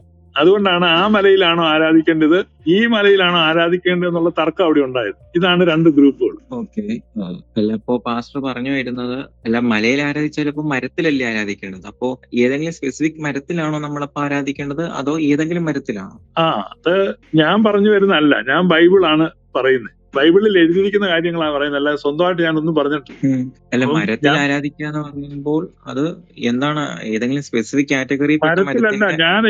ഞാൻ നോയല് ചോദിച്ച ചോദ്യത്തിന്റെ ഉത്തരം പറഞ്ഞത്. നോയലിന് ചോദ്യം മറന്നു കാണും. നോയലിന് ചോദിച്ച ചോദ്യത്തിനാണ് ഞാൻ കൃത്യ ഉത്തരം പറഞ്ഞുകൊണ്ടിരിക്കുന്നത്. അവിടെ രണ്ട് ആരാധനാ പാരമ്പര്യങ്ങൾ രൂപപ്പെട്ടെന്നും അതൊന്ന് ഏബാൽ മലയെ ചുറ്റിപ്പറ്റിയുള്ള യഹോവയുടെ ആലയമാണെന്നും യഹോവയ്ക്ക് ആലയം പണിയുമ്പോൾ അൺഫിനിഷ്ഡ്, അതായത് ചെത്തി മിനുക്കാത്ത കല്ലുകൊണ്ട് വേണം ആലയം പണിയാനെന്നും പറഞ്ഞു. പക്ഷെ ശലോമോൻ ആലയം പണിതപ്പോൾ ചെത്തി മിനുക്കിയ കല്ലുകൊണ്ട് ആലയം പണിതു. യാതൊരു രൂപം ഉണ്ടാക്കരുതെന്ന് യഹോവ പറഞ്ഞു. ശലോമോൻ ദൈവാലയത്തിനകത്തും പുറത്തും രൂപം വെച്ചു. പിന്നെ പ്രധാന മധുവായാലും വലിയ 2 രൂപം വെച്ചു. യഹോവ എന്തെല്ലാം പറഞ്ഞോ അതിനെയെല്ലാം എതിർത്തുകൊണ്ടാണ് ശലോമോൻ ഒന്നാമത്തെ ആലയം പണിതത്. അതുതന്നെയാണ് ഈ ശക്തമായ ഏലാരാധന പാരമ്പര്യത്തിന്റെ തെളിവ്. ഇത് പിൽക്കാലത്ത് ബൈബിൾ റിഡാക്ടേഴ്സ് ഈ വാക്യങ്ങളെല്ലാം ഈ എസ്രാ ശാസ്ത്രിയുടെ കാലത്ത് തിരുത്തി എഴുതി അവര് ഈ ഏല് പറഞ്ഞ കാര്യങ്ങളും യഹോവ പറഞ്ഞു. അതുകൊണ്ടാണ് ചില നല്ല കാര്യങ്ങൾ, സ്നേഹമുണ്ടെന്നൊക്കെ യഹോവ പറഞ്ഞെന്നൊക്കെ നോവൽ കഴിഞ്ഞ ദിവസം ഇരുന്ന് പറഞ്ഞ അതാണ്. ഇത് ബൈബിൾ റിഡാക്ഷന്റെ കാലത്ത് എലോഹിസ്റ്റുകളുടെ വാക്യങ്ങളും കൂടെ എന്ത് ചെയ്തു, യാഹിസ്റ്റുകൾ അവരുടേതാക്കി എഴുതി വെച്ചു. പക്ഷെ ഇത് മോരും മുതിരയും പോലെ ചേരാതെ കിടക്കുന്നത്. അതുകൊണ്ടാണ് ബൈബിളിനകത്ത് ഒരുപാട് പൊരുത്തക്കേടുകളും പരസ്പര വൈരുദ്ധ്യങ്ങളും ഒക്കെ നമ്മൾ കാണുന്നതിന്റെ കാരണം ഈ രണ്ട് പാരമ്പര്യങ്ങളും കൂടെ ഹാർമണൈസ് ചെയ്യാൻ വേണ്ടി ഇവര് ഇങ്ങനെ എല്ലാ യഹോവ പറഞ്ഞാന്ന് എഴുതി വെച്ചു. അപ്പൊ അതുകൊണ്ട് ഇത് ദഹിക്കാതെ കിടക്കുന്നത്. അപ്പൊ അതിനെ ഇഴതിരിച്ച് നമ്മൾ മനസ്സിലാക്കണം. അതിനാണ് പൗലൂസ് അപ്പോസ്തലൻ തിമോത്തിയോസിന് ലേഖനം എഴുതുമ്പോൾ പറയുന്നത്, you have to divide the scriptures rightly. അതായത് റൈറ്റ് ഡിവൈഡിങ് ഓഫ് ദ സ്ക്രിപ്ചറിനെ എന്ത് ചെയ്യണം, ശരിയാം വിധത്തിൽ വിഭജിക്കണം എന്ന് തിമോത്തിയോസിനോട് പറയുന്നു. അതിനെ ഗ്രീക്കിൽ പറയുന്ന ഓർത്തോറ്റോമിയോ എന്നാണ്. ഈ ഓർത്തോറ്റോമിയോ എന്ന പ്രാക്ടീസ് ആണ് സ്ക്രിപ്ചറിനെ കൃത്യമായിട്ട് വിഭജിച്ച് തരംതിരിച്ച് നമ്മൾ മനസ്സിലാക്കി എടുക്കുകയാണ്. അപ്പൊ ഓർത്തോറ്റോമിയോ വെച്ച് നമ്മൾ ബൈബിൾ വായിക്കുമ്പോൾ നമുക്ക് മനസ്സിലാവും അത് യഹോവയുടെ ആരാധക്കാരെന്താ ചെയ്തത്, എലോഹിസ്റ്റുകളുടെ ആരാധനക്കാരെന്താ ചെയ്തത്. അതാണ് അതിന്റെ ഒരു രീതി. ഓക്കെ. ഇതില് ശലോമോൻ യഹോവയ്ക്കെതിരായിരുന്നു, അല്ലെങ്കിൽ എന്താണ് യഹോവ എന്ത് പറഞ്ഞു അതിന് നേരെ ഗ്രമാറ്റിക്കലി ടേണായിട്ടാണ് എഴുതിയിരിക്കുന്നത് അല്ലെങ്കിൽ ചെയ്തിരിക്കുന്നത് എന്നുള്ളതിനെ നമുക്ക് ചരിത്രപരമായിട്ട് തെളിയിക്കാനോ, അല്ലെങ്കിൽ യഹോവയ്ക്കെതിരെ, ബിക്കോസ് യഹോവയുടെ കൽപ്പനകൾ, യഹോവ എന്ത് പറഞ്ഞു ആ കൽപ്പനകളിൽ ഗ്രമാറ്റിക്കലി ടേണായിട്ട് ഏലിന് വേണ്ടിയിട്ട് ടെമ്പിള് പണിത ഈ പറയപ്പെടുന്ന വ്യക്തി ഡെഫിനറ്റ്ലി യഹോവയ്ക്കെതിരെ, യാഹോവയ്ക്കെതിരെ എന്തെങ്കിലുമൊക്കെ പറഞ്ഞു കാണും. അപ്പൊ അതിനെന്തെങ്കിലും ഹിസ്റ്റോറിക്കലി എന്തെങ്കിലും നമുക്ക് പ്രൂവ് ചെയ്യാൻ പറ്റുമോ? ബൈബിളിൽ തന്നെ ഉണ്ടല്ലോ, പിന്നെ എന്തിനാ ഹിസ്റ്ററിയിലോട്ട് പോകുന്നത്? യഹോവയെ തള്ളി പറയുന്നതായിട്ടല്ലോ. ബൈബിളിൽ നമുക്ക് തെളിവുള്ളത്, ഏറ്റവും വലിയ തെളിവ്, ഈ രൂപങ്ങൾ ഉണ്ടാക്കരുത്, യാതൊരു രൂപം ഉണ്ടാക്കരുത് എന്ന് പറഞ്ഞ യഹോവ പറഞ്ഞിരിക്കുമ്പോൾ ടെമ്പിളിനകം മൊത്തം രൂപങ്ങളായിരുന്നു. ചെത്താത്ത കല്ലുകൊണ്ടാണ് തനിക്ക് ആലയം പണിയേണ്ടതെന്ന് യഹോവ പറയുമ്പോൾ ചെത്തി പണിക്കുഴിയിൽ വെച്ച് തന്നെ കുറവ് തീർത്ത കല്ലുകൾ കൊണ്ടുവന്നു വെരി ഫിനിഷ്ഡ് സ്റ്റോൺ വെച്ച് അവിടെ ആലയം പണിതു. പിന്നെ ഈ ശലോമോൻ എന്ന് പറയുന്ന ഈ ദാവീദിന് ഈ മകൻ ഉണ്ടാകുമ്പോ യഹോവ നാഥാൻ പ്രവാചകനെ വിട്ട് നേരിട്ട് അവന് പേരിടുന്നുണ്ട്. യഹോവ പേരിട്ടു, ശലോമോൻ യഹോവ പേരിട്ടു. നോയലിനറിയാം എന്താ പേരെന്ന്? ഞാനെങ്ങനെ ഓർക്കാന്? ബൈബിളിലുണ്ട്. നോയലിന് പോലും അറിയത്തില്ല. കാരണം യഹോവ ഇട്ട പേര് ദാവീദ് പുറംകാലിന് തൊഴിച്ചു കളഞ്ഞ ആ പേരെടുത്തില്ല. ഇപ്പൊ നോയലിനൊരു കുഞ്ഞുണ്ടാകുക, നോയൽ കല്യാണം കഴിച്ചൊരു കുഞ്ഞുണ്ടാകുമ്പോൾ ദൈവം പ്രത്യക്ഷപ്പെട്ട്, അല്ലെ ദൈവം ഒരു മാലാഖ അയച്ചു, നോയലെ മകനെ നിന്റെ കുഞ്ഞിന് നിന്റെ പേരിടണം എന്ന് പറഞ്ഞാ അത് ഇടാതിരിക്കുമോ? ഇത് ദൈവം നേരിട്ട്, യഹോവ നേരിട്ട് പറഞ്ഞ, എടാ നിന്റെ കൊച്ചിന് ദാവീദ് നിനക്ക് ആങ്കച്ചൊക്കെ ഉണ്ടായല്ലേ, നീ അവന് യെദീദ്യാവെന്ന് പേരിടണം. യെദീദ്യാവെന്നുള്ള പേര് ആരും വിളിച്ചില്ല, ഒരിടത്തും പിന്നെ ആവർത്തിച്ച് എഴുതിയില്ല. യഹോവയ്ക്ക് ഒരു നായിത്തലയുടെ വില പോലും ദാവീദ് കൊടുത്തില്ലെന്നുള്ളതാണ്. ദാവീദിനെ പോലെ തന്നെ ശലോമോനും കൊടുത്തില്ല. അത് പകരം വേറെ പേരിട്ടു, ശലോമോൻ. അതാണ് നമ്മൾ മനസ്സിലാക്കേണ്ടത്. അപ്പൊ ഇസ്രായേലിലെ ഈ രണ്ട് ചേരിതിരിവുകൾ ഉണ്ടെന്നുള്ളത് ക്ലിയർ ആയിട്ട് മനസ്സിലാക്കും. ഓക്കെ.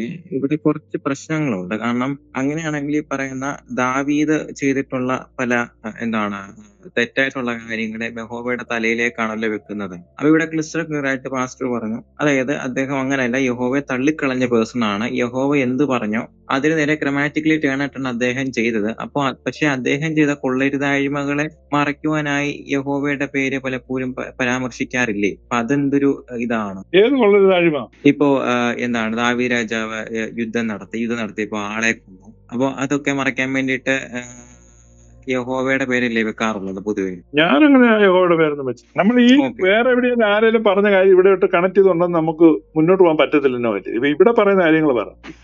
ഓക്കെ മനസ്സിലായോ? അപ്പോ അപ്പോ ഓക്കെ ഫൈൻ. അപ്പോ ഒരു ചെറിയൊരു കാര്യത്തിലും കൂടെ ക്ലാരിഫിക്കേഷൻ വരുത്താനുണ്ട്. അപ്പോ ഈ പറഞ്ഞ ദാവീദ് രാജാവും അദ്ദേഹത്തിന്റെ മകനും ചെയ്തിട്ടുള്ള എല്ലാ കാര്യങ്ങളിലും യഹോവയെ ഡിഫെൻഡ് ചെയ്യുന്ന രീതിയിൽ തന്നെയാണെന്നാണല്ലോ പാസ്റ്റർ പറഞ്ഞത്. അങ്ങനെയാണെങ്കിൽ ഡെഫിനറ്റ്ലി അവരുടെ ലൈഫിലുള്ള പല കാര്യങ്ങൾക്കും അവർക്ക് ലഭിച്ച പല വെളിപാടുകളും ഏലിയിൽ നിന്ന് തന്നെ ലഭിച്ചതല്ലേ, അല്ലാതെ ഈ യഹോവയിൽ നിന്നുള്ളതല്ലല്ലോ, അല്ലേ? ഈ ദാവീദ് യഹോവയെ ഭജിച്ചുകൊണ്ടിരുന്ന സമയത്ത് ദാവീദിനുണ്ടായ മകനെ യഹോവ ബാധിച്ചു. അങ്ങനെ ആ മകൻ മരിച്ചുപോയി. മനസ്സിലായി? ഒരു ടേണിംഗ് പോയിന്റ് ആണ് ദാവീദിന്. അത് കഴിഞ്ഞ് ദാവീദിന് രണ്ടാമതൊരു മകൻ ഉണ്ടായപ്പോഴാണ് യഹോവ പേരിടാമെന്ന് പറഞ്ഞു തന്നെ. അപ്പം ആദ്യത്തെ കൊച്ചിനെ കൊന്നിട്ട് രണ്ടാമത്തെ കൊച്ചിന് പേരിടാന്നൊക്കെ പറഞ്ഞു ചെന്നപ്പം ദാവീദ് പറഞ്ഞു വേണ്ട. കാരണം ഒരു ദൈവം ബാധിച്ചു കഴിയുമ്പോൾ ഒരാൾ മരിക്കുക എന്ന് പറഞ്ഞാൽ, ഇപ്പൊ യേശു വന്നിട്ട് തളർവാദ രോഗിയെ തൊട്ടപ്പോ തളർവാദ രോഗി മരിച്ചില്ല, അയാൾ ജീവിച്ചെഴുന്നേറ്റു, ശക്തി പ്രാപിച്ചു. ഒരു കണ്ണുപൊട്ടനെ യേശു തൊട്ടപ്പോ കാഴ്ച പ്രാപിച്ചു. കുഷ്ഠരോഗിയെ യേശു തൊട്ടപ്പോ കുഷ്ഠം മാറി. ഇത് യഹോവ ഒരു കൊച്ചിനെ തൊട്ടപ്പോ കൊച്ചി അത്തുപോയി. അത് മരണദൂതനാണ്. അതുകൊണ്ടാണ് മരണാധികാരിയായ പിശാച് എന്ന് പറയുന്നത്. ഇത്രയും കൃത്യമായിട്ട് ബൈബിൾ എഴുതി വെച്ചിട്ടും നമുക്കത് മനസ്സിലാകുന്നില്ലെങ്കിൽ അതെനിക്ക് പിടികിട്ടുന്നില്ല എന്തുകൊണ്ടാണ്. ഓക്കെ അപ്പൊ പാസ്റ്ററെ അങ്ങനെയാണെങ്കിൽ ഇതേ ഇപ്പൊ പാസ്റ്റർ പറഞ്ഞു വേണ്ട കംപ്ലീറ്റ്ലി ഇതിലൊന്നും യഹോവയുടെ റോൾ അല്ല ഈ പറഞ്ഞ രീതി. ഏലാണ് അവരുടെ രാജാവ്. അപ്പോ ആ സർവശക്തനായിട്ടുള്ള ഏൽ രാജാവ് എന്തുകൊണ്ടാണ് ഈ കുഞ്ഞിന്റെ കാര്യത്തിലൊന്നും ഇടപെടാഞ്ഞത്? ഏൽ സർവ്വവ്യാപിയാണെങ്കിൽ എന്തുകൊണ്ടാണ് ഈ പറയുന്ന രീതിയിൽ ഒരു കൊച്ചു മരിച്ചപ്പോ അത് കയ്യും കെട്ടി നോക്കുന്നത്? എന്തുകൊണ്ട് അവിടെ ഏൽ ഇടപെട്ടില്ല യഹോവയുടെ മുമ്പിൽ? യേശുക്രിസ്തു കുരിശിൽ മരിച്ചപ്പോൾ എന്തുകൊണ്ട് ഏൽ ഇടപെട്ടില്ല? ഞങ്ങൾക്ക് അങ്ങനെ ഒരു വാദമില്ലല്ലോ.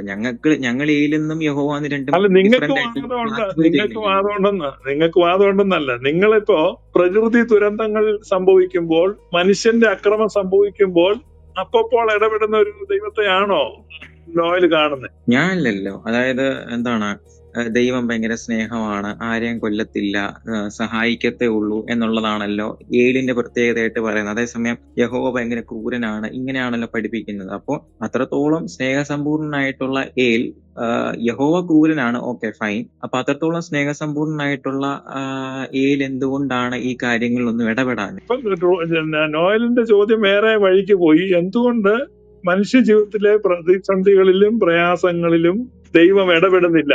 അതല്ല പാസ്റ്റർ എന്റെ ചോദ്യം. അതായത് എന്താണ് ചോദ്യം? ചോദ്യം ക്ലിയർ ആകണം.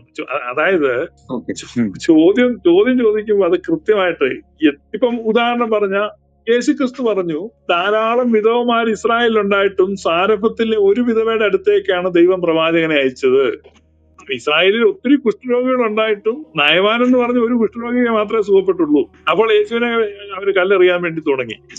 എന്താണ് നോയലിന്റെ ചോദ്യം? ദൈവം എല്ലാ കാര്യത്തിലും ഇപ്പൊ ഓരോ മനുഷ്യനും കൈ പൊക്കുമ്പോൾ ഓരോരുത്തരുടെ കൈക്ക് പിടിച്ചേ അങ്ങനെ ചെയ്യരുത്, വേറെ ഒരു കാര്യത്തിൽ എഴുന്നേറ്റ് പോകാൻ നീ അങ്ങോട്ട് പോകരുത്, ഇങ്ങനെ ഓരോരുത്തരെയും വെരിഫിക്കനിങ് പോയിന്റ് ദൈവം ഇങ്ങനെ തടഞ്ഞുകൊണ്ടിരിക്കണം. അപ്പൊ മനുഷ്യന്റെ ജീവിതം അസഹ്യമാകത്തില്ല. ഇവിടെ മനുഷ്യന് ജീവിക്കാൻ പറ്റുമോ? നിങ്ങൾ ഉദ്ദേശിക്കുന്ന ഐഡിയൽ ദൈവം എങ്ങനെ പ്രവർത്തിക്കണമെന്ന് പറയുന്നത് അല്ല. അതായത് ഏലടക്കം നേരിട്ട് കൽപ്പനകൾ കൊടുക്കുകയും ഏൽ രാജാവായി വാഴിച്ചയാളാണല്ലോ. അങ്ങനെയാണെങ്കിൽ ഈ പറഞ്ഞ ദാവീദ് രാജാവ്, ദാവീദിനെ രാജാവാക്കുന്ന കാര്യമൊക്കെ നമുക്ക് എല്ലാവർക്കും അറിയാമല്ലോ. അപ്പൊ ഇടപെട്ട് രാജാവാക്കി വാഴിച്ച ഏലിന്റെ ദർശനമുള്ള ഏൽ എപ്പോഴും കണ്ടുകൊണ്ടിരിക്കുന്ന ആ സർവശക്ത രാജാവ് നിയമിച്ച, അവന്റെ ജനത്തെ നയിക്കാൻ വേണ്ടി നിയമിച്ച രാജാവാണല്ലോ ദാവീദ് രാജാവ്. അപ്പോൾ ആ ദാവീദ് രാജാവിന്റെ ലൈഫിൽ ഒരു പിഞ്ചു കുഞ്ഞിന്റെ ജീവൻ പിശാച് എടുക്കാൻ വേണ്ടി ഡയറക്റ്റ് വരുമ്പോൾ എന്തുകൊണ്ട് അവരെ ആ ഏൽ ദൈവം ഇടപെട്ടില്ല? മനുഷ്യ ജീവിതമല്ല, ആ ദൈവത്തിന്റെ ദാസനായിരിക്കുന്ന ഏലിന്റെ പ്രവാചകനായിരിക്കുന്ന ദാവീദ് രാജാവ് ഒരു പ്രവാചകനാണ്, രാജാവാണ്, അഭിഷേകം ചെയ്യപ്പെട്ടവനാണ്. അദ്ദേഹത്തിന്റെ ജീവിതത്തിൽ എന്തുകൊണ്ട് ഏൽ ഇടപെടുന്നില്ല? അത് പിന്നെ ഏല് ഇടപെടത്തില്ല. കാരണം ഈ നമ്മുടെ സുറിയാനി സഭയിലെ ആയിരക്കണക്കിന് ആളുകൾ രക്തസാക്ഷികളായി. അവരെ ആരും പ്രൊട്ടക്ട് ചെയ്തിട്ടില്ല. സ്തേഫാനോസിനെ കല്ലെറിഞ്ഞു വന്നപ്പം അവിടെ ദൈവം സ്തേഫാനോസിനെ പ്രൊട്ടക്ട് ചെയ്തിട്ടില്ല. ഞങ്ങൾ ദിനംപ്രതി കൊല്ലപ്പെടുന്നു എന്നാണ് പൗലോസ്ലീഹ പറഞ്ഞത്. അപ്പം ആദ്യകാലം മുതൽ കൊല്ലപ്പെടുക എന്നുള്ളത് ഈ സത്യദൈവത്തിന്റെ ഭക്തന്മാർക്കുള്ള ഒരു വിധിയാണ്. അപ്പൊ ആ ചോദ്യം എന്ന് പറയുന്നത് ഒരു എത്തീസ്റ്റ് ആംഗിളിലുള്ള ചോദ്യമാണ് നോയൽ ചോദിച്ചത്. അത് വേണമെങ്കിൽ നമുക്ക് ആ രീതിയിൽ അഡ്രസ് ചെയ്യാം. അപ്പൊ നമ്മുടെ ചർച്ച വഴി മാറിപ്പോ ഇത് പറയട്ടെ. ഇപ്പൊ ദൈവത്തിന്റെ ഭക്തന്മാരെ കൊല്ലുക എന്നുള്ള ഇപ്പം നമ്മൾ ഇസ്രായേലിൽ തന്നെ കാണുന്നുണ്ട്. അവരുടെ പൂജാഗിരികളെല്ലാം ഇടിച്ചു കളഞ്ഞു. ഇവര് വൃക്ഷങ്ങളുടെ ചുവട്ടിൽ ചെറിയ ആരാധനാ സ്ഥലങ്ങളൊക്കെ ഉണ്ടാക്കി വെക്കുമ്പോൾ ഈ യഹോവ ഭക്തന്മാരെ ചെന്ന് ഇടിച്ചു കളയും, അവരെ കൊന്നു കളയും. ഇതെല്ലാം സംഭവിച്ചിട്ടുണ്ട്. അപ്പൊ എന്ത് ചെയ്യാൻ പറ്റും അവർക്ക്? അങ്ങനെയാണ്. അല്ല ദൈവം എന്നാ തിരിച്ചു കൊല്ലണമെന്ന് പറഞ്ഞ് അവരെ തിരിച്ചു കൊല്ലുന്നു. അല്ല, എന്റെ പോയിന്റ് അതല്ല പാസ്റ്ററെ. അതായത് ആ ദൈവം തന്നെ, ആ സർവശക്തനായ ഏൽ രാജാവ് തിരഞ്ഞെടുക്കപ്പെട്ടിട്ടുള്ള അവിടുത്തെ ദാസനും അവിടുത്തെ പ്രവാചകന്റെയും മകനെ ഒരു പിശാച് നേരിട്ട് കൊല്ലാൻ വരുമ്പോൾ നിസ്സഹായ അവസ്ഥയോടെ നിൽക്കുന്നെന്ന് പറഞ്ഞ ഒരു ദൈവം എന്ന് പറഞ്ഞു കഴിഞ്ഞാൽ വിശ്വസിക്കാൻ ബുദ്ധിമുട്ടല്ലേ? അതെ, ആ ദൈവത്തിന്റെ ഏകപുത്രനെ കുരിശിച്ചപ്പോഴും ആ ദൈവം അതേ നിസ്സഹായത്തോടെ നിന്നു എന്ന് നിങ്ങൾ പറയുവോ? അങ്ങനെയല്ലോ, അത് അദ്ദേഹത്തിന്റെ തന്നെ. അങ്ങനെയാണല്ലോ. കൃത്യം ചോദിക്കുക. ദാവീദിന്റെ മകനെ ഈ യഹോവ കൊല്ലുമ്പം, യഹോവ ബാധിച്ചു, യഹോവ ദാവീദിന്റെ മകനെ കൊല്ലുമ്പോൾ ദൈവം നിസ്സഹായനായിട്ട് നിന്നു എന്ന് പറയുമ്പോൾ അതേ യഹോവ ഇവിടെ യേശുവിനെ വധിക്കുമ്പോ പിതാവായ ദൈവം നിസ്സഹായനായിട്ട് നിൽക്കുകയായിരുന്നോ? അവിടെ പിതാവ് തന്നെയല്ലേ പുത്രനെ അതുപോലെ മരിക്കുവാൻ വേണ്ടി വിട്ടുകൊടുക്കുന്നത്. ആ മരണത്തിന് വേണ്ടിയല്ലേ ക്രിസ്തു ഭൂമിയിൽ വന്നത്. അത് വേറെ വിഷയമാണ്. നിങ്ങൾ വേറെ വിഷയത്തിലോട്ട് പോവാം. അല്ല, ആ ക്രിസ്തുവിന്റെ കേസിൽ എന്തുകൊണ്ട് ക്രിസ്തുവിന്റെ കാര്യത്തിൽ ഇടപെട്ടില്ല? അതിന്റെ ഉത്തരവാണ് ആ പിതാവ് തന്നെയാണല്ലോ ആ പുത്രനെ ഇതുപോലെ മരിക്കുവാൻ വേണ്ടി ആ മിഷൻ കൊടുത്ത, ആ ദൗത്യം കൊടുത്ത ഭൂമിയിലേക്ക് അയച്ചത്. അപ്പോൾ അതിൽ പിതാവ് ഇടപെടേണ്ട ആവശ്യമില്ല. ക്രിസ്തുവിന്റെ ഉദ്ദേശം മരിക്കാൻ വേണ്ടി പിതാവ് പുത്രനെ വിട്ടു. അതെ, തന്റെ ഏകജാതനായ നോയലിന്റെ ഒരു ചിന്തയല്ലേ, നോയലിന്റെ ഒരു ചിന്ത മാത്രമല്ല അങ്ങനെ വിട്ടത്.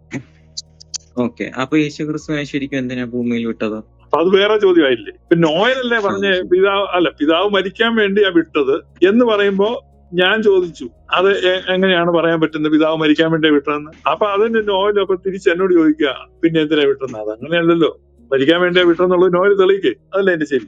Okay, fine. അതായത് ഞാൻ എടുത്ത എക്സാമ്പിളുമായിട്ട് പാസ്റ്റർ കൂട്ടിയത് യേശു ക്രിസ്തുവിന്റെ കാര്യമാണ്. അപ്പൊ അതുകൊണ്ടാണ് യേശു ക്രിസ്തുവിന്റെ കാര്യത്തിൽ അല്ല നോയലെ, ഞാൻ പറഞ്ഞു സ്തേഫാനോസിന്റെ കാര്യം പറഞ്ഞു, തുറിയാനി സഭയിലെ അനേക സഹോദരന്മാരുടെ കാര്യം പറഞ്ഞു, ആദിമ ക്രൈസ്തവരുടെ കാര്യം പറഞ്ഞു, അതിനു മുമ്പ് ഇസ്രായേലിലെ എലോയിസ്റ്റുകളെ കൊന്നപ്പോൾ ഉള്ള കാര്യം പറഞ്ഞു. ഇങ്ങനെ കൊല്ലപ്പെടുന്നവരുടെ വലിയൊരു ദീർഘമായ ഒരു നിരയുണ്ട്. അവിടെയൊന്നും ദൈവം വന്ന് കൊല്ലുന്നവരെ തടയുവോ ഒന്നും ചെയ്തിട്ടില്ല. അത് അതിന്റെ ഏറ്റവും പിന്നക്കൽ പോയിന്റിലാണ് സ്വന്തം പുത്രനെ കൊന്നിട്ട് പോലും ഇടപെട്ടിട്ടില്ല. അപ്പം നോയൽ ഇവിടെ എന്ന് വെച്ചാൽ ഇടപെടടാ എന്ന് പറഞ്ഞു കഴിഞ്ഞാൽ ആ ദൈവം അങ്ങനെ ഇടപെടുകയല്ല. അപ്പൊ അവര് കൊല്ലപ്പെട്ടു. അപ്പൊ അത് നോയലിന്റെ ചോദ്യം എത്തീസ്റ്റുകൾ ചോദിക്കുന്ന ചോദ്യമാണ് ഞാൻ പറഞ്ഞത്. Okay, fine. ഇവിടെ നമുക്ക് ഇതിനെ രണ്ടായിട്ടൊന്ന് ക്ലാസിഫൈ ചെയ്യാം. ഒന്ന്, ഇവര് മരിക്കുന്നതിനെ പറ്റി എടുക്കുമ്പോൾ മനുഷ്യര് തന്നെയാണ് അവരെ കൊന്നുകളയുന്നത്. അവര് പറയുന്ന സത്യം ഗ്രഹിക്കാതെ മനുഷ്യര് തന്നെ കൊന്നുകളയുന്നു. അതേസമയം ദാവീദിന്റെ കേസ് എന്ന് പറയുന്നത് പിശാച് തന്നെ കൊല്ലാൻ വേണ്ടി വരുവാണ്. യഹോവ എന്ന സാത്താൻ തന്നെ അവിടെ കൊല്ലാൻ വേണ്ടി ഡയറക്റ്റ് വരികയാണ്. അപ്പൊ ആ ടൈമിൽ എന്തുകൊണ്ടാണ് ഏൽ ദൈവം ഇടപെടാഞ്ഞത്? മറ്റിടത്ത് പിശാചല്ലല്ലോ, സ്തേഫാനോസിനെ കൊല്ലുന്ന പിശാചാണോ? അദ്ദേഹം പറഞ്ഞ സത്യങ്ങൾ, ആത്മീക മർമ്മങ്ങൾ അവർക്ക് മനസ്സിലാകാത്തത് കൊണ്ട് അവർ കൊന്നുകളഞ്ഞു. പക്ഷെ മറ്റേ കേസിൽ ഡയറക്റ്റ് സാത്താൻ തന്നെ ഡയറക്റ്റ് വന്ന് കുഞ്ഞിനെ വന്ന് കൊന്നുകളയാന്ന് പറയുമ്പോൾ, അതും ദൈവത്തിന്റെ സർവശക്തനായ ദൈവത്തിന്റെ പ്രവാചകന്റെ കുഞ്ഞിനെ എന്ന് പറയുമ്പോൾ എന്തുകൊണ്ട് അവിടെ ഇടപെട്ടില്ല? ഇത് രണ്ടും രണ്ടല്ല. അത് ദൈവത്തിന്റെ മരണാധികാരിയാണ് യഹോവ. മരണാധികാരിയായ യഹോവ ബാധിക്കും. ഇതിനകത്ത് ഓരോ ജൂറിസ്ഡിക്ഷനും കാര്യങ്ങളും ഒക്കെ ഉണ്ട്.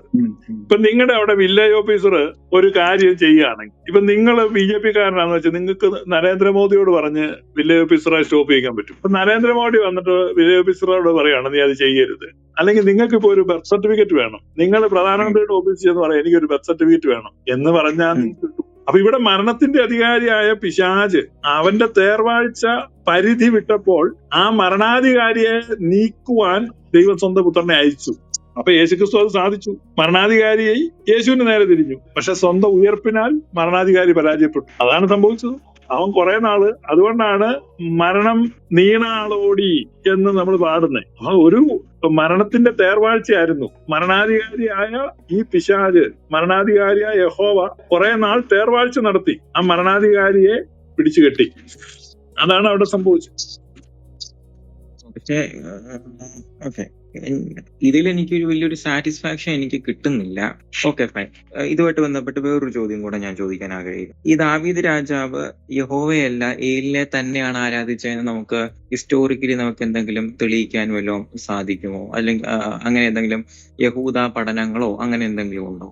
അങ്ങനെ നമുക്ക് പറയാൻ പറ്റത്തില്ല. കാരണം അവിടെ ഞാൻ പറഞ്ഞു ഇതെല്ലാം ഇന്റർമിങ്കിൾ ആയിട്ട് ആയിരുന്നു. ഇവരൊക്കെ പല ദേവി ദേവന്മാരെ ആരാധിക്കുമായിരുന്നു. ശലോമോൻ തന്റെ ഭാര്യമാരുടെ ദേവന്മാരുടെ ഒക്കെ അടുത്ത് പോവുകയും അവിടെ ധൂപം അർപ്പിക്കുകയും ഒക്കെ ചെയ്തിട്ടുണ്ട്. അവരൊന്നും സ്ട്രിക്റ്റ് മോണോത്തിസം എന്ന ഒരു കോൺസെപ്റ്റ് ഇസ്രായേലിൽ ഇല്ലായിരുന്നു. ഈ സ്ട്രിക്റ്റ് മോണോത്തിസം, ഈ ഏകദൈവ വിശ്വാസം എന്നുള്ള സങ്കല്പം തന്നെ ഇസ്രായേലിൽ വരുന്നത് ബാബേൽ പ്രവാസത്തിന് ശേഷമാണ്. ലോകത്തിലെ ആദ്യത്തെ ഏകദൈവ മതം എന്ന് പറയുന്നത് സ്വരാഷ്ട്ര മതമാണ്, പേർഷ്യയിലെ. അപ്പൊ ഈ സ്വരാഷ്ട്ര മതത്തിൽപ്പെട്ട ആളാണ് കോരശ്, അല്ലെങ്കിൽ സൈറസ് ദ ഗ്രേറ്റ് എന്ന് പറയും. Cyrus the great. ഈ സൈറസ് ദ ഗ്രേറ്റ് ആണ് ബാബേൽ രാജാവിനെ പരാജയപ്പെടുത്തി ബാബിലോൺ പിടിച്ചടക്കുന്നത്. അപ്പോഴാണ് ഇസ്രായേൽക്കാർക്ക് വിമോചനം ഉണ്ടാകുന്നത്. അങ്ങനെയാണ് അവര് by the rivers of Babylon there we sat down എന്നൊക്കെ പറഞ്ഞ് അവർ കരഞ്ഞോണ്ടിരിക്കുമ്പോ ഈ കോരശ് വന്നിട്ട് ബാബേൽ രാജാവിനെ പരാജയപ്പെടുത്തി ഇസ്രായേൽക്കാരെ സ്വതന്ത്രരാക്കി. അപ്പൊ അങ്ങനെ അവരുടെ മുമ്പിൽ വലിയൊരു ഹീറോയ്ക്ക് പരിവേഷമാണ് ഈ കോരശിന് കിട്ടുന്നത്. അപ്പോഴേക്കുമാണ് ഈ കോരശന്റെ ഇടയൻ ഞാൻ അവനെ അഭിഷേകം ചെയ്തിരിക്കുന്നു. അപ്പൊ കോരശ് ചോദിക്കുന്നത്, ഞാനോ നീയോ, നമ്മളെപ്പോ, നമ്മളൊക്കെ ഒരു പരിചയമില്ലടേ.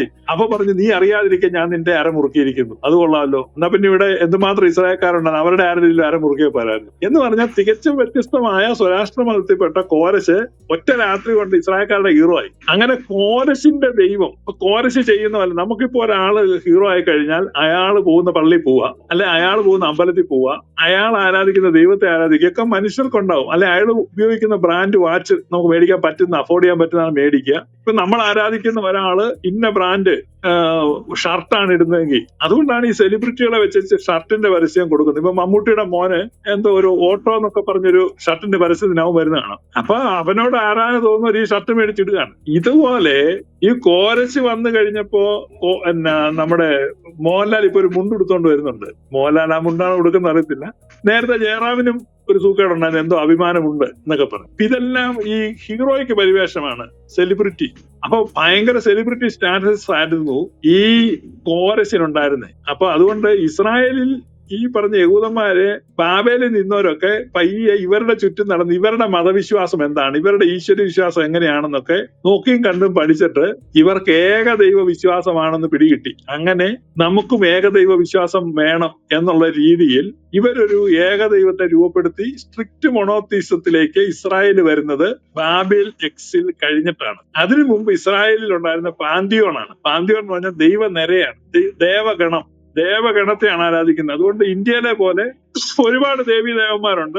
ഇപ്പം ഒരു ഹിന്ദു ഇവിടെ ഇരുന്ന് ഏത് ദൈവത്തെ ആരാധിക്കുന്നെന്ന് ചോദിക്കുന്നില്ല. നീ ഹനുമാനെ അല്ലടാ ആരാധിക്കുന്നത്, നീ ഹനുമാനെ ആരാധിച്ചാൽ മതി, നീ എന്തിനാണ് ഇന്ന് ഭദ്രകാളിയുടെ അമ്പലത്തിൽ വന്നത് എന്നാരും ചോദിക്കാറില്ല. അത് ഹിന്ദുക്കൾക്ക് ഒരു ദേവനിരയാണ്. ഇപ്പം ശിവഭക്തനായിരിക്കുന്ന ഒരു വ്യക്തിയാണ്, ശിവഭക്തനായ ആ വ്യക്തി ചിലപ്പോൾ ഒരു ദിവസം കൃഷ്ണന്റെ അമ്പലത്തിൽ കയറി തൊഴുതെന്നിരിക്കും. ഇത് പാന്തിയോണാണ്. ഈ ഇസ്രായേലിൽ പാന്തിയോണായിരുന്നു. ഏകദൈവ വിശ്വാസം ഇസ്രായേലിൽ വരുന്നത് ബാബേൽ പ്രവാസത്തിന് ശേഷം മാത്രമാണ്. അതിനു മുമ്പ് ഇസ്രായേലിൽ ഏകദൈവ വിശ്വാസം അല്ല. ഈ ഏകദൈവ വിശ്വാസം സ്വരാഷ്ട്ര മതത്തിൽ നിന്ന് കോപ്പി അടിച്ചതാണ്. അങ്ങനെ ഈ പാർസികളെ അന്ധമായിട്ട് അനുകരിച്ച്, പാർസികളെ പോലെ തന്നെ വെള്ളവസ്ത്രമൊക്കെ ഇട്ട്, പാർസികളെ പോലെ തന്നെ വിശുദ്ധി വേർപാടും ഒക്കെ പാലിച്ച്, പാർസികളെ പോലെ പിശാചുണ്ടെന്നും നരകമുണ്ടെന്നും ഒക്കെ പഠിപ്പിക്കുകയും വിശ്വസിക്കുകയും ചെയ്യുന്ന ആളുകള് ഒരു ഗ്രൂപ്പായി. അവരാണ് പരീശന്മാർ. പാർസികളിൽ നിന്ന് ഇൻഫ്ലുവൻസ് വന്ന ആ ഗ്രൂപ്പാണ് പരീശന്മാർ. ഈ പരീശന്മാരെന്ന പേരെങ്ങനെ വന്നത്? അതുകൊണ്ടാണ് നിങ്ങൾക്ക് പഴയ നിയമത്തിൽ പരീശന്മാരെ കാണാൻ പറ്റാത്തത്. നോയല് പഴയ നിയമം വായിക്കും, അവിടെയൊന്നും പരീശനില്ല. അപ്പൊ പുതിയ നിയമത്തിൽ പരീശനുണ്ട്. അപ്പൊ പരീശൻ രൂപപ്പെട്ടത് പഴയ നിയമത്തിനും പുതിയ നിയമത്തിനും ഇടയ്ക്കാണ്. അപ്പോൾ എന്തോ സംഭവിച്ചു? അതാണ് ബാബേൽ പ്രവാസം. ഈ ബാബേൽ പ്രവാസത്തിൽ വെച്ചാണ് പരീശന്മാർ രൂപപ്പെടുന്നത്. യേശു ക്രിസ്തു പരീശനായിരുന്നു, പൗലോസ്ലീഹ പരീശനായിരുന്നു. ഈ പരീശന്മാരുടെ ഗ്രൂപ്പ് എന്ന് പറഞ്ഞാൽ അവർക്ക് സ്വരാഷ്ട്ര മതവുമായിട്ട് ബന്ധമുണ്ടായിരുന്നു. അതുകൊണ്ടാണ് യേശു ജനിക്കുമ്പോ പേർഷ്യയിൽ നിന്നുള്ള വിഭൂതന്മാർ യേശുവിനെ കാണാൻ വരുന്നത്. പേർഷ്യൻ മന്ത്രവാദികൾ സ്വരാഷ്ട്ര മതത്തിൽ അവർക്ക് പ്രതീക്ഷിക്കുന്ന, അവര് എക്സ്പെക്ട് ചെയ്യുന്ന ഒരു രക്ഷകൻ ജനിക്കുമെന്നാണ് സ്വരാഷ്ട്ര മതത്തിന്റെ വ്യത്യാസം. അല്ല സ്വരാഷ്ട്ര മതത്തിന്റെ പ്രതീക്ഷ അല്ലെ പ്രവചനം. അതനുസരിച്ച് ജനിച്ച ആളാണോ യേശു എന്നറിയാനാണ് അവര് വന്നത്. അപ്പം ഇത് യേശുക്രിസ്തുവിന്റെ ജനനത്തിനും ക്രിസ്ത്യാനിറ്റിക്കും ആ മിഷനും എല്ലാം ഒരു ബാക്ക്ഗ്രൗണ്ട് എന്ന് പറഞ്ഞാൽ ജൂവിഷ് ബാക്ക്ഗ്രൗണ്ട് ഉള്ള പോലെ തന്നെ ഒരു സ്വരാഷ്ട്രീയൻ ബാക്ക്ഗ്രൗണ്ട് ഉണ്ട്. ഈ സ്വരാഷ്ട്രീയൻ ബാക്ക്ഗ്രൗണ്ട് സത്യത്തിൽ തമസ്കരിക്കപ്പെട്ടു പോയി. അപ്പൊ സുവിശേഷത്തെയും ദൈവരാജ്യത്തെയും പഠിക്കുമ്പോൾ ഈ സ്വരാഷ്ട്രീയൻ ബാക്ക്ഗ്രൗണ്ടോടെ ചേർത്ത് വെച്ച് പഠിച്ചാൽ നമുക്ക് കൂടുതൽ ക്ലാരിറ്റി കിട്ടും. അപ്പൊ സ്വരാഷ്ട്രീയ മതത്തിന്റെ പ്രവചനങ്ങൾ അനുസരിച്ച് സുശാന്ത് എന്ന് പറഞ്ഞ് ഒരു പയ്യൻ ജനിക്കും. സുശാന്ത് ജനിച്ചു കഴിയുമ്പോൾ ലോകത്തെ മുഴുവൻ രക്ഷിക്കും. സുശാന്ത് എന്ത് ചെയ്യും? സുശാന്ത് ലോകത്തിനെ ഈവിളിനെ അമർച്ച ചെയ്യും. സുശാന്ത് വലിയ എന്താ പറയുന്നേ, ഈവിളിനെ പരാജയപ്പെടുത്തി റിസറക്ഷൻ കൊണ്ടുവരും, പുനരുത്ഥാനം കൊണ്ടുവരും, പിന്നെ വിശുദ്ധീകരണം കൊണ്ടുവരും, സകല സൃഷ്ടിയെ പുതുതാക്കും. ഇത്രയാണ് സ്വരാഷ്ട്രമതം പറയുന്നത്. അപ്പൊ പുനരുത്ഥാനം കൊണ്ടുവരുവാനും ലോകത്തെ ന്യായം വിധിക്കുവാനും മനുഷ്യവർഗത്തെ വിശുദ്ധീകരിക്കുവാനും സകല പ്രകൃതിയെയും പുതുതാക്കാനും ജനിക്കാനിരിക്കുന്ന സുശാന്താണോ ഈ ജനിച്ചിരിക്കുന്നതെന്ന് അറിയാനാണ് നക്ഷത്രം കണ്ടിട്ട് ഈ പേർഷ്യൻ വിഭൂതന്മാർ വന്നത്, ആണ് പരീശന്മാർ. ആ പരീശന്മാർ എന്ന് പറഞ്ഞ ഗ്രൂപ്പ് അങ്ങനെയാ വന്നത്. അപ്പൊ ഇത്തരത്തിലുള്ള ഇൻഫ്ലുവൻസും കാര്യങ്ങളും ഒക്കെ മനസ്സിലാക്കാതെ ബൈബിളിൽ നിന്ന് എവിടെ നിന്നെങ്കിലും ഒരു വാക്യമൊക്കെ എടുത്തു വെച്ചോണ്ട് നമ്മൾ പോയി കഴിഞ്ഞാൽ എങ്ങും എത്തത്തില്ല. ഇതാണ് ഇതിന്റെ പ്രശ്നം. ഓക്കെ. അല്ല പാസ്റ്ററെ, അപ്പോ ഈ 3 ആട്ടിടയന്മാരും അപ്പോ ശരിക്കും അവര് യഹൂദന്മാരോ ജൂയിഷ് ബാക്ക്ഗ്രൗണ്ടോ അല്ല എന്നാണല്ലോ പറയുന്നത്. അപ്പോ ഈ ഏൽ എന്ന് പറയുന്ന ദൈവത്തിന്റെ പുത്രനായിരിക്കുമല്ലോ അങ്ങനെയാണെങ്കിൽ യേശുക്രിസ്തു. അങ്ങനെയാണെങ്കിൽ ഇതിൽ ഈ സ്വരാഷ്ട്രീയൻ മതക്കാരെ അല്ലെങ്കിൽ പാഴ്സികളിൽപ്പെട്ട 3 പേരെ നക്ഷത്രം കാണിച്ച് ഇതുപോലെ അമാനുഷികമായിട്ടുള്ള രീതിയിൽ കൊണ്ടുവരേണ്ട ആവശ്യം എന്തായിരുന്നു? ദൈവം എല്ലാവരുടെയും ദൈവമല്ലേ? അപ്പൊ അതുകൊണ്ട് യേശുവിന്റെ ജനന പ്രകൃതിയിൽ അവരെ നയിച്ചു. അപ്പം പേർഷ്യൻ മന്ത്രവാദികൾക്ക് അത് വെളിപ്പെട്ടു. അവര് വന്ന് സുശാന്താണോ, അപ്പൊ ഞങ്ങളുടെ സുശാന്താണോ ജനിച്ചിരിക്കുന്ന അറിയണ്ടേ? അപ്പൊ അവരുടെ സുശാന്താണോ എന്നറിയാൻ വേണ്ടി അവര് വന്ന് ഈ 3 പേര് വന്നു എന്നൊന്നുമില്ല, 3 ഗിഫ്റ്റ് കൊടുത്തന്നേ ഉള്ളൂ. നമ്മുടെ സുറിയാനി സഭയുടെ ഇതിൽ അവര് 10 പേരുണ്ടായിരുന്നു. 10 ലീഡേഴ്സും 100 കണക്കിന് ആളുകളുള്ള വലിയൊരു സംഘം വന്ന് ആണ് യേശുവിനെ കണ്ടത്. അല്ലാതെ നമ്മൾ ഈ ക്രിസ്മസുകാരെ കാണുന്ന പോലെ 3 പേരിങ്ങനെ, അന്നൊന്നും 3 പേർക്കൊന്നും നടക്കാൻ പറ്റത്തില്ല, വഴി കൊള്ളക്കാരവരെ പിടിച്ചു കളയും. അതുകൊണ്ട് വലിയ സംഘമായിട്ട് ആളുകൾ യാത്ര ചെയ്യത്തുള്ളൂ. 3 ഗിഫ്റ്റ് അവർ കൊടുത്തു എന്നുള്ളതാണ് ഹൈലൈറ്റ് ചെയ്തിരിക്കുന്നത്. 3 ഗിഫ്റ്റ് കൊടുത്തോണ്ട് 3 പേരായിരുന്നു എന്നൊക്കെ നമ്മൾ തെറ്റിദ്ധരിക്കുന്ന. പിന്നെ മധ്യകാലഘട്ട യൂറോപ്യന്മാരൊക്കെ അവര് ബെൽഷർ, കാസ്പർ, ബെൽഷസർ എന്നൊക്കെ പറഞ്ഞ പേരുമൊക്കെ ഇട്ട് ഇവര് 3 പേരാണ്.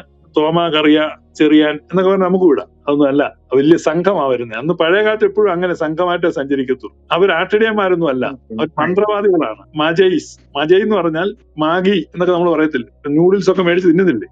മജയ് എന്ന് പറഞ്ഞു കഴിഞ്ഞാൽ പേർഷ്യൻ മാഗൈ എന്ന് പറഞ്ഞാൽ പേർഷ്യയിലെ കൊടും മന്ത്രവാദികളാണ്. അവർക്ക് ഇത് വെളിപ്പെടുകയാണ്. മാന്ത്രിക സിദ്ധിയാല് അവർക്ക് വെളിപ്പെട്ടിട്ട് അവരവിടെ നിന്ന് എഴുന്നേറ്റ് സുശാന്ത് ജനിച്ചോന്ന് അറിയാൻ വേണ്ടി വന്നതാണ്. അവർ വന്നു കഴിഞ്ഞപ്പോൾ അവർക്ക് മനസ്സിലായി സുശാന്താണ് ഈ കിടക്കുന്നത്. അവരവനെ വണങ്ങി, അവന് കാഴ്ചകൾ വെച്ചു. ഇതാണ് സംഭവിച്ചത്. എന്നാൽ അവിടെ ഇരുന്ന് ഒരു യഹൂദനും ഒന്നും മനസ്സിലായില്ല, ഒന്നും വെളിപ്പെട്ടുമില്ല. ഓക്കെ, അപ്പോ അത് സുശാന്താന്ന് അവർക്ക് മനസ്സിലായി. Okay, fine. അല്ല, അങ്ങനെയാണെങ്കിൽ ഈ പാഴ്സികളുടെ രക്ഷകനും ഈ ഏൽ എന്ന് പറയുന്ന ദൈവത്തിൽ വിശ്വസിക്കുന്ന രക്ഷകനുമായി ഭൂമിയിൽ അവതരിച്ചത് ഒരൊറ്റ സിംഗിൾ പേഴ്സൺ ആണ് എന്നാണോ പറയുന്നത്? യേശു കുരിശിൽ വെച്ച് യാഹ്വേ എന്നാണോ വിളിച്ചേ, അതോ ഏലി എന്നാണോ വിളിച്ചേ? ഏലി ലംബ ശബത്താനി. എന്നാ യാഹേ എന്ന് വിളിക്കാഞ്ഞേ? അത് വേണമെങ്കിൽ നമുക്ക് യേശു പറയട്ടെ സഹോദര, യേശു കുരിശിൽ വെച്ച് വിളിച്ച ഒരു ദൈവനാമം അല്ലെങ്കിൽ ദൈവസംജ്ഞ ഏലി എന്ന് വിളിക്കുമ്പോ യേശു വിളിച്ച ഏലിനെ വിളിക്കാതെ ഈ യാഹിനെ വിളിക്കാൻ ഇവിടെ ഓരോരുത്തർക്ക് ധൈര്യം വന്നിരിക്കുന്നതിന്റെ കാരണം അവർ യേശു വിരുദ്ധരല്ലേ? ഇപ്പൊ ഇവര് ഈ യഹോവ എന്ന് പറയുന്നതിന് പകരം ഇവർക്ക് ഏലെന്ന് ഇവര് വിളിച്ചിരുന്നെങ്കിൽ ഇവിടെ ആരെങ്കിലും എതിർക്കുവോ? കാരണം യേശു വിളിച്ച് മാതൃക കാണിച്ചിട്ടുണ്ട്. ഇവിടെ യേശു ക്രിസ്തു ഏലെന്ന് വിളിച്ചിട്ടുണ്ടോ? യാഹെന്ന് വിളിച്ചിട്ടില്ല. ഇവിടെ യേശു വിളിക്കാത്ത യാഗിനെയാണ് ഇവിടെ ആളുകൾ വിളിക്കുന്നത്. Okay, fine. അല്ല പാസ്റ്റർ, അപ്പോ ഈ 2 മതത്തിന്റെയും സേവിയർ ഒരാളാണോ? ഈ ഏലിൽ വിശ്വസിക്കുന്ന എലോയിസ്റ്റുകളുടെയും സെറസ്റ്റോറിയൻസിന്റെയും രക്ഷകനായ അല്ലെങ്കിൽ പ്രവചനങ്ങളിൽ പറയുന്ന വ്യക്തി ഒരാളാണോ? ചോദ്യം മനസ്സിലായല്ലോ, ചോദിച്ചു. അതായത് ഇപ്പൊ പാസ്റ്റർ പറഞ്ഞായിരുന്നല്ലോ, സെറസ്റ്റോറിയൻ മതവിശ്വാസ പ്രകാരം അല്ലെങ്കിൽ പാഴ്സുകളുടെ മതവിശ്വാസ പ്രകാരം അവരുടെ പ്രവചനങ്ങൾക്ക് കീഴിൽ പ്രകാരം ജനിച്ചിരിക്കുന്ന പേഴ്സൺ ഉണ്ട്. ആ പേഴ്സൺ ആണോ എന്ന് അറിയാൻ വേണ്ടിയിട്ട് അവർ വന്നേന്നൊക്കെ പാസ്റ്റർ പറഞ്ഞല്ലോ. അങ്ങനെയാണെങ്കിൽ ആ മതസ്ഥരുടെ രക്ഷകനും ഈ എലോയിസ്റ്റുകളുടെ രക്ഷകനും ഒരാളാണോ, യേശു തന്നെയാണോ എന്നുള്ളതാണ് എന്റെ ചോദ്യം. അതെ. ഇത് ഈ സകല ജാതികൾക്കും ഉണ്ടാകാനുള്ള ഒരു വലിയ സന്തോഷം നിങ്ങളെ അറിയിക്കുന്നു. ഇത് ഒരു ജാതിക്ക് വേണ്ടിയുള്ള സംഭവം അല്ല ഈ നടക്കുന്നത്. ബഹുജാതികളുടെ പിതാവാണ് അബ്രഹാം ആകുന്നത്. അപ്പൊ ഇത് സകല ജനങ്ങൾക്കും, ഫോർ ഓൾ നേഷൻസ്. ഇപ്പൊ ക്രിസ്തുമസ് എന്ന് പറഞ്ഞാൽ എല്ലാ ജാതികൾക്കും വേണ്ടിയാണ് സംഭവിച്ചിരിക്കുന്നത്. അപ്പൊ ഷുവർ ആയിട്ടും സ്വരാഷ്ട്രന്മാരും ഇൻക്ലൂഡഡ് ആണ്, ഇന്ത്യയിലെ ഹൈന്ദവർ ഇൻക്ലൂഡഡ് ആണ്, ചൈനക്കാര് ഇൻക്ലൂഡഡ് ആണ്. ലോകത്തുള്ള എല്ലാ മതത്തിൽപ്പെട്ട, വർഗത്തിൽപ്പെട്ട, വർണ്ണത്തിൽപ്പെട്ട ആളുകൾക്കും വേണ്ടി രക്ഷകനായിട്ട്, ലോകരക്ഷകനായിട്ടാണ് യേശു ജനിച്ചത്. അതാണ് അവൻ സ്ത്രീയിൽ നിന്ന് ജനിച്ചു എന്ന് പറയുന്നത്. ഇസ്രായേൽക്കാരെ വിമോചിപ്പിക്കാനാണ് അവൻ ന്യായപ്രമാണത്തിന് കീഴിൽ ജനിച്ചു എന്ന് പറയുന്നത്. അതാണ് ഞാൻ പറഞ്ഞ 2-fold മിഷനാണ് യേശുവിനുണ്ടായിരുന്നത്. അതിലൊരു ഭാഗം വരുമ്പോ അതിനകത്ത് പേർഷ്യൻസും ഇൻക്ലൂഡഡ് ആണ്. അവരുടെ മതവിശ്വാസവും അവരുടെ പ്രാർത്ഥനയും അവർക്ക് കിട്ടിയ ലിമിറ്റഡ് വെളിപ്പാടുകൾ. ഈ പഴയ കാലഘട്ടത്തിൽ ഇവർക്ക് ഭാഗികമായിട്ടാണ് വെളിപ്പാടുകൾ കിട്ടുന്നത്. അതുകൊണ്ടാണ് ദൈവം പണ്ട് ഭാഗമായും വിവിധമായിട്ടും, അപ്പൊ പല രീതിയിൽ ഉള്ള വെളിപ്പാടുകൾ പല ആളുകൾക്ക് കിട്ടിയിട്ടുണ്ട്. ഇപ്പൊ ഇന്ത്യയിലെ മഹർഷി വര്യന്മാര് അസതോമാ സദ്ഗമയ എന്ന് പ്രാർത്ഥിച്ചിരുന്നു. അസത്യത്തിൽ നിന്ന് ഞങ്ങളെ സത്യത്തിലേക്ക് നയിക്കണമേ, തമസിൽ നിന്ന് ഞങ്ങളെ വെളിച്ചത്തിലേക്ക് നയിക്കണമേ, മരണത്തിൽ നിന്ന് ഞങ്ങളെ മരണമില്ലായ്മയിലേക്ക് നയിക്കണമേ. അപ്പൊ ആ ചോദ്യങ്ങൾക്ക് മുഴുവൻ യേശു കൃത്യമായിട്ട് ഉത്തരം കൊടുക്കുന്നുണ്ട്. ഞാൻ ലോകത്തിന്റെ വെളിച്ചമാണ്, ഞാൻ ജീവന്റെ അപ്പമാണ്, ഞാൻ പുനരുത്ഥാനവും ജീവനുമാണ്, ഞാൻ തന്നെ വഴിയും സത്യവും ജീവനുമാണ്, ഞാനാണ് സത്യം, ഞാനാണ് ജീവൻ, ഞാനാണ് വെളിച്ചം എന്ന് ആൻസർ ചെയ്യുന്നുണ്ട്.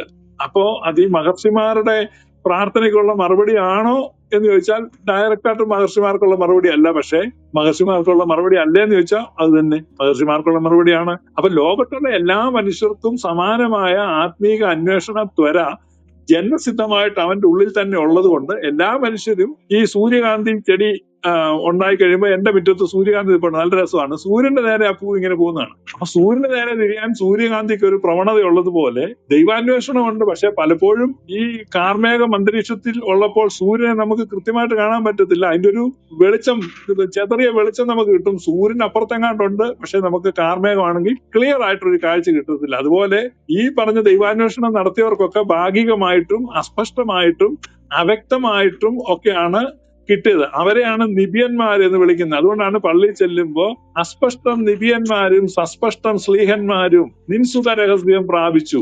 അപ്പൊ ഈ പുത്രനെ കുറിച്ചുള്ള രഹസ്യം മുൻകാലങ്ങളിൽ നിബിമാര്, പ്രവാചകന്മാർ, അത് ഏത് മതത്തിൽപ്പെട്ട പ്രവാചകന്മാരാണെങ്കിലും അത് കൃത്യമായിട്ട് ഇസ്രായേലിന്റെ പ്രവാചകന് തന്നെയല്ല, വരുവാനിരിക്കുന്ന മശീഹയെ പറ്റി മനോഹരമായ പ്രവചനങ്ങൾ ഇസ്രായേലിന്റെ പ്രവാചകന്മാർ പറഞ്ഞിട്ടുണ്ട്. പക്ഷേ അവര് പറഞ്ഞതിനേക്കാൾ ഏറ്റവും മനോഹരമായ പ്രവചനം ബൈബിളിലെ the most beautiful and poetic prophecy about coming Messiah was done by a Gentile prophet ബാലാം അല്ലെങ്കിൽ ബിലയാം എന്ന് പറയുന്ന പ്രവാചകനാണ് ഈ യേശുക്രിസ്തു വരുന്നതിനെ പറ്റി, മശിഹ വരുന്നതിനെ പറ്റി ഏറ്റവും മനോഹരമായ പ്രവചനം പറഞ്ഞ്. അത് സംഖ്യയുടെ പുസ്തകത്തിൽ എഴുതിയിട്ടുണ്ട്. അത്രയും സുന്ദരമായ ഒരു പ്രവചനമില്ല. അയാൾ ഇസ്രായേലിനൊന്നുമല്ല. അതുപോലെ പേർഷ്യൻ പ്രവാചകന്മാരും ലോകത്തുള്ള എല്ലാ പ്രവാചകന്മാരും ആ നിബിമാർക്കെല്ലാം പൂർവ്വകാലങ്ങളിൽ ദൈവത്തെക്കുറിച്ച്, അവന്റെ പുത്രനെ കുറിച്ച് അസ്പഷ്ടമായി ഭാഗികമായി വെളിപ്പാടുകളെ കിട്ടി. അതുകൊണ്ടാണ് നമ്മൾ പള്ളിയിൽ ചെല്ലുമ്പോൾ നീട്ടിപ്പാടുന്ന സ്പഷ്ടം നിബിയന്മാരും സസ്പഷ്ടം സ്ലീഹന്മാരും നിൻസുത രഹസ്യം പ്രാപി. നോലിന്റെ മൈക്ക് മ്യൂട്ടായി കേട്ടോ. അപ്പൊ പറഞ്ഞു നോൽ. ഓക്കെ. അപ്പൊ അങ്ങനെയാണെങ്കിൽ പാസ്റ്റർ പറഞ്ഞതിൽ വേറൊരു വീട് ഞാൻ പ്രത്യേകമായിട്ട് നോട്ട് ചെയ്തു. അത് യേശുക്രിസ്തു ജനിക്കുന്ന എല്ലാ ജാതികൾക്കും വേണ്ടിയിട്ടാണ്. അപ്പോൾ അവിടുത്തെ മന്ത്രവാദികളായിട്ടുള്ള കുറച്ച് പേഴ്സൺസിന് ഇതുപോലെ തന്നെ കാര്യം പിടികിട്ടി, ഇങ്ങനെ ഒരു രക്ഷകൻ നമുക്ക് വേണ്ടി ജനിച്ചിരിക്കുന്നു എന്ന്. അപ്പോൾ എല്ലാ ജാതികൾക്കും വേണ്ടിയിട്ടാണല്ലോ യേശുക്രിസ്തു ജനിച്ചത്. അപ്പോൾ എന്തുകൊണ്ടാണ് ആ യഹൂദ ജാതിക്കാർ മാത്രം അത് അറിഞ്ഞില്ല? പക്ഷെ അപ്പുറത്ത് കിടക്കുന്ന സെറസ്റ്റോറിയൻസ് അറിഞ്ഞു, എലോയിസ്റ്റുകൾ അറിഞ്ഞു, വേറെ ജാതിക്കാരൊന്നും ഇതിട്ട് തിരിച്ചറിയുന്നില്ല. അപ്പൊ അവര് തിരിച്ചറിയാനുള്ള റീസൺ ആയിട്ട് പാസ്റ്റർ പറഞ്ഞത് എല്ലാ ജാതിക്കാർക്കും കൂടെ വന്നതുകൊണ്ട് അവർക്കത് വെളിപ്പെട്ട് കിട്ടി. Okay, fine. അങ്ങനെയാണെങ്കിൽ എന്തുകൊണ്ടാണ് ഈ പറയുന്ന യാഹുവെ ആരാധിക്കുന്നവരുടെയും കൂടെ രക്ഷയ്ക്ക് വേണ്ടിയിട്ടല്ലേ ക്രിസ്തു വന്നത്? അപ്പൊ എന്തുകൊണ്ടാണ് യാഹുവിസ്റ്റുകൾക്ക് ഇതുപോലൊരു ദർശനവും വെളിപാടും ഒന്നും ലഭിക്കാതെ പോയത്? എന്റെ മൈക്ക് മ്യൂട്ടായി പോയി. നോയൽ, എനിക്ക് മനസ്സിലായില്ല. അതായത് യാഹുവിസ്റ്റുകൾക്ക് എന്ത് കിട്ടിയില്ലെന്ന് പറഞ്ഞു? അതായത് ഇത്രേ ഉള്ളൂ. പാസ്റ്റർ സംസാരിച്ചപ്പോ പാസ്റ്റർ പറഞ്ഞായിരുന്നല്ലോ എന്തുകൊണ്ടാണ് സെറസ്റ്റോറിയൻസിന് ഇത് മനസ്സിലാക്കാൻ സാധിച്ചത് എന്നതിന് ഉത്തരവായിട്ട് പാസ്റ്റർ പറഞ്ഞത് എല്ലാ ജാതികളും രക്ഷയ്ക്ക് വേണ്ടിയിട്ടാണ് ക്രിസ്തു വന്നത്. അപ്പൊ അതുകൊണ്ടാണ് സെറസ്റ്റോറിയൻസിന് അല്ലെങ്കിൽ പാഴ്സികൾക്ക് ഈ ഒരു കാര്യം മനസ്സിലായി അവരുടെ മന്ത്രവാദികൾ ക്രിസ്തുവിനെ കാണാൻ വന്നത്. അപ്പോൾ ഇതുപോലെ തന്നെ സകല ജാതികളെന്നും പറയുമ്പോൾ അതിനകത്തിൽ ഈ പറയുന്ന രീതിയിൽ യാഹൂവിസ്റ്റുകളും വരുമല്ലോ. അപ്പോൾ അവരെ എന്തുകൊണ്ടാണ് ഇതുപോലെ അവർക്ക് എന്തുകൊണ്ട് ഇത് വെളിപ്പെട്ട് കിട്ടിയില്ല? ബിക്കോസ് അവരുടെയും കൂടെ രക്ഷയ്ക്ക് വേണ്ടിയിട്ടല്ലേ വന്നത്. അല്ല, അതിനകത്ത് ഞാൻ പറഞ്ഞത് എല്ലാ ആളുകൾക്കും വെളിപ്പെടുന്നുണ്ട്, എല്ലാ വിഭാഗത്തിൽപ്പെട്ട ആളുകൾക്കും വെളിപ്പെടുന്നുണ്ട്. അതിനെപ്പറ്റി നമ്മൾ പറയുമ്പോ മാർഗങ്ങൾ പലതായിരിക്കും. ഇപ്പൊ കർമ്മമാർഗമുണ്ട്, ജ്ഞാനമാർഗമുണ്ട്. അപ്പം ഈ പിന്നെ പല മാർഗത്തിലൂടെയാണ് ഇവര് കിട്ടുന്നത്. ഇപ്പൊ ഭക്തിമാർഗമുണ്ട്. അതിന് പിന്നെ പറയുന്നത് ഭക്തിമാർഗം, കർമ്മമാർഗം, ജ്ഞാനമാർഗം. അപ്പൊ ഈ ജ്ഞാനമാർഗം എന്ന് പറഞ്ഞാൽ ജ്ഞാനത്തിലൂടെ എന്ന് പറഞ്ഞാൽ ഇപ്പൊ പേർഷ്യൻ മന്ത്രവാദികള് അവരുടെ ജ്ഞാനത്തിൽ അവർ ദൈവത്തെ അന്വേഷിച്ചപ്പോൾ ജ്ഞാനത്തിൽ അവർക്ക് നക്ഷത്രം വെളിപ്പെട്ടു. ആ നക്ഷത്രത്തെ ഫോളോ ചെയ്ത് അവർ രക്ഷയുടെ അടുത്തെത്തി. കർമ്മമാർഗം എന്ന് പറഞ്ഞു കഴിഞ്ഞാൽ ഈ ആട്ടിടയന്മാര് അവര് വളരെ ഡിലിജന്റ് ആയിട്ട് അവർക്ക് ഏൽപ്പിച്ച ജോലി അവർ ചെയ്യുകയാണ്. അവര് ദൈവത്തെ പറ്റിയുള്ള തിയോളജി പഠിക്കാനോ ഒന്നും പോകുന്നില്ല. കർമ്മം ചെയ്യുകയാണ് അവരുടെ ലക്ഷ്യം. ആടുകൾക്ക് വേണ്ടി രാത്രിയിൽ ആടുകൾ പ്രസവിക്കുന്നുണ്ട്. ആ മഞ്ഞത്തും തണുപ്പത്തും ഈ ആടുകളുടെ പ്രസവമൊക്കെ എടുത്ത് രാത്രിയിൽ അവരിങ്ങനെ വളരെ ഉത്തരവാദിത്വത്തോടെ അവരുടെ ജോലി ചെയ്തുകൊണ്ടിരിക്കുമ്പോൾ പെട്ടെന്ന് മാലാഖമാരുടെ കൂട്ടം വന്ന് അവരോട് പറയാണ്, ദാ അവിടെ ഉണ്ട്, പ്രസവിച്ച് കിടക്കുന്നുണ്ട്, പോയി കണ്ടോളം പറഞ്ഞു. അപ്പൊ കർമ്മമാർഗത്തിലൂടെ, ജ്ഞാനമാർഗത്തിലൂടെ. അടുത്തത് ഭക്തിമാർഗമാണ്. ഭക്തിമാർഗം എന്ന് പറഞ്ഞാൽ ദൈവാലയം വിട്ടു പിരിയാതെ ഉപവാസത്തോടെയും പ്രാർത്ഥനയോടെയും ഈ മശിഹായെ കാണാൻ ആഗ്രഹിച്ചിരുന്ന ശിമയോന്റെയും ഹന്ന എന്ന് പറയുന്ന പ്രവാചകയുടെയും അടുക്കലേക്ക് കന്യകാമറിയാം യേശു കുഞ്ഞിനെ കൊണ്ട് അങ്ങോട്ട് ചെല്ലുകയാണ് ഭക്തിമാർഗം. അപ്പൊ പല മാർഗത്തിലൂടെ ചരിക്കുന്നവർക്കും ഒരേ മശിഹ വെളിപ്പെടും. അപ്പൊ അതുകൊണ്ട് അത് യാഹ്വിസ്റ്റ് ആകാം, എലോഹിസ്റ്റ് ആകാം, ഹിന്ദു ആകാം, മുസ്ലിം ആകാം, ലോകത്ത് ഏത് വ്യക്തി. അതുകൊണ്ട് 10-ാം അധ്യായം പ്രവർത്തികളുടെ പുസ്തകത്തിൽ കൊർണേലിയസിന്റെ വീട്ടിൽ പ്രസംഗിക്കുമ്പോൾ പത്രോസ് അപ്പോസ്തലൻ പറയുന്ന ഇതാണ്: ലോകത്ത് ഏത് മതസ്ഥനായിരുന്നാലും ദൈവം മുഖപക്ഷമില്ലാതെ തന്നെ അന്വേഷിക്കുന്നവർക്ക് വേണ്ടി അവൻ തന്നെ വെളിപ്പെടുത്തും. അതിപ്പോ ഏത് മതക്കാരനും ആകാം. ദൈവം അവൻ പല രീതിയിൽ അന്വേഷിക്കാം. ജ്ഞാനത്തിൽ അന്വേഷിക്കാം, കർമ്മത്തിൽ അന്വേഷിക്കാം, ഈ പറഞ്ഞ പ്രാർത്ഥനയിൽ ഭക്തിമാർഗത്തിലൂടെ അന്വേഷിക്കാം. ഏത് മാർഗത്തിലൂടെ അന്വേഷിച്ചാലും കിട്ടും. ഓക്കെ, അപ്പോ അതില് എന്തുകൊണ്ടാണ് ഈ യാഹിസ്റ്റുകളും ഒരു ജാതികളാണല്ലോ, അപ്പൊ അവർക്കൊന്നും വെളിപ്പെടാതെ അടുത്ത് കിടന്ന ആ ജാതികൾക്കൊന്നും വെളിപ്പെട്ട് മനസ്സിലാക്കിക്കാതെ എന്തുകൊണ്ടാണ് കിഴക്കുള്ള കുറെ കൂടെ നീങ്ങി പേർഷ്യക്ക് അടുത്തുള്ള സെറസ്റ്റോറിയൻസിന് വെളിപ്പെട്ട് കിട്ടുകയും അറ്റ് ദ സെയിം ടൈം ഇപ്പുറത്ത് കിടക്കുന്ന യാഹിസ്റ്റുകൾക്കൊന്നും വെളിപ്പെട്ട് കിട്ടുന്നതുമില്ല? അതിനോട് അടുത്ത് കിടക്കുന്ന മറ്റ് ജാതികൾക്കാർക്കൊന്നും ഇതിനെപ്പറ്റി മനസ്സിലാക്കാൻ സാധിക്കുന്നില്ല. അതെന്തുകൊണ്ടാണ്? അത് ഇപ്പം ഞാൻ പറയും, ഇപ്പൊ നമുക്കൊരാൾക്കൊരു വെളിപ്പാട് കിട്ടി. ഇപ്പൊ ഉദാഹരണം പറഞ്ഞാൽ ഈ പള്ളിയിൽ ചെന്നപ്പം പള്ളിയിലെ തൂക്കുകളൊക്കെ ഇങ്ങനെ ആടുന്ന കണ്ടു. അപ്പൊ എത്രയോ നാളായിട്ട് തൂക്കുകളൊക്കെ അവിടെ ആടുന്നു. ഈ പള്ളിയിലെ തൂക്കുകളൊക്കെ ആടുന്ന കണ്ടപ്പം ഗലീലിയോയ്ക്ക് തോന്നി, എടാ ഇതന്നെ ഇതിന്റെ ആട്ടം നിൽക്കാത്തെ. അങ്ങനെ പുള്ളി പെൻഡുലം എന്ന ഒരു സംഗതി കണ്ടുപിടിക്കുകയാണ്. എന്തുകൊണ്ടാണ് ആട്ടം ഇങ്ങനെ നിൽക്കാഞ്ഞ്? അല്ലെങ്കിൽ ആപ്പിൾ മരത്തിന്റെ ചോട്ടിരുന്നപ്പം ഐസക് ന്യൂട്ടന്റെ തല ആപ്പിൾ വീണു. അപ്പൊ നമ്മുടെ ഒരു വല്യപ്പന്റെ തല വീണായിരുന്നു. പക്ഷെ ചക്ക ആയതുകൊണ്ട് പുള്ളിക്ക് അത് പുറത്തു പറയാൻ പറ്റിയില്ല. പക്ഷെ ഐസക് ന്യൂട്ടന്റെ തല മാത്രമല്ലല്ലോ, എത്രയോ പേരുടെ തല ആപ്പിൾ വീഴുന്ന എത്രയോ പേര് കണ്ടു. അപ്പൊ ഐസക് ന്യൂട്ടനല്ലേ തോന്നിയുള്ളൂ. അപ്പൊ നമ്മൾ ഇരുന്ന് ചോദിക്കുക, എന്തുകൊണ്ട് ഫ്രാൻസിൽ ഒരാളുടെ തലയിൽ ഈ ആപ്പിൾ വീണില്ല? അല്ലെങ്കിൽ ഇംഗ്ലണ്ടിലേക്കാളും നല്ല ആപ്പിൾ ഉണ്ടാകുന്നത് ജർമ്മനിയിലാണ്. ഇങ്ങനെയൊക്കെ പറയുന്നതിനകത്ത് അർത്ഥമുണ്ടോ? അപ്പൊ അവർക്കത് വെളിപ്പെട്ടു. അപ്പൊ അത് എന്തുകൊണ്ട് അങ്ങനെ സംഭവിച്ചു എന്ന് ചോദിച്ചാൽ എനിക്ക് I am unable to answer that question. Okay, fine. അങ്ങനെയാണെങ്കിൽ വേറെ ഒരു സംശയം. അങ്ങനെയാണെങ്കിൽ ഇതുപോലെ തന്നെ എന്താണ് ഏകദൈവമേ ഉള്ളൂ എന്നൊക്കെയല്ലേ ഞാനും മനസ്സിലാക്കുന്നത്. ഏൽ എന്ന് പറയുന്ന ദൈവവും അങ്ങനെ തന്നെയല്ലേ? യഹോവ അങ്ങനെയാണ്, ഏലും അങ്ങനെ ആയിരിക്കും. അപ്പൊ പിന്നെ ഈ പറഞ്ഞ സെറസ്റ്റോറിയൻസ് ആരാധിക്കുന്ന സെയിം ഈ സെറസ്റ്റോറിയൻസ് ആരാധിക്കുന്ന സെയിം ഗോഡ് തന്നെയാണോ ഈ ഏലിനെ തന്നെയാണോ അവർ വർഷിപ്പ് ചെയ്യുന്നത്? അതെ, ഏക ദൈവം എന്ന ഒരു കോൺസെപ്റ്റിൽ അവർ അഹൂർ അമസ്ത എന്നാണ് അവരുടെ ദൈവത്തിന് പേരിട്ട്. അഹൂർ അമസ്ത എന്ന് പറയുന്ന ഒരു ദൈവത്തെയാണ് അവർ ആരാധിക്കുന്നത്. ഏകദൈവം. ഏകദൈവം എന്ന് പറഞ്ഞാൽ പേഴ്സൺ, സിംഗിൾ പേഴ്സൺ എന്നത് നമുക്ക് വന്ന ഈ പേർഷ്യക്കാരിൽ നിന്ന് വന്ന ഒരു കോൺസെപ്റ്റാണ്. നമ്മൾ ഏകദൈവം എന്ന് പറയുന്നത്, ദൈവം എന്ന് പറഞ്ഞാൽ ഏക അധികാരം, ഒരധികാരമാണ്. ആ അധികാരത്തെയാണ് ദൈവം എന്ന് പറയുന്നത്. അപ്പോ ഹൂ ഈസ് ഗോഡ് എന്നല്ല, വാട്ട് ഈസ് ഗോഡ്. ദൈവം ആര് എന്നുള്ളതല്ല, ദൈവം എന്ത്. അതുകൊണ്ട് ദൈവം അധികാരമല്ല, ദൈവം അധികാരമാണെന്നാണ് പഴയ കാലത്ത്. അധികാരമുള്ളവനെ ദൈവം എന്ന് വിളിക്കും. ആർക്കൊക്കെ അധികാരമുണ്ടോ? അപ്പൊ മോശ എന്ത് ചെയ്തു? ഫറവോന് ദൈവമാക്കി വെച്ചു. എന്ന് പറഞ്ഞാൽ ഫറവോന്റെ മുകളിൽ അധികാരം കൊടുത്തു. മോശയെ അഹറോന് ദൈവമാക്കി വെച്ചു. അഹറോന്റെ മുകളിലും മോശയ്ക്ക് അധികാരം കൊടുത്തു. അപ്പൊ അധികാരമുള്ളവനാണ് ദൈവം.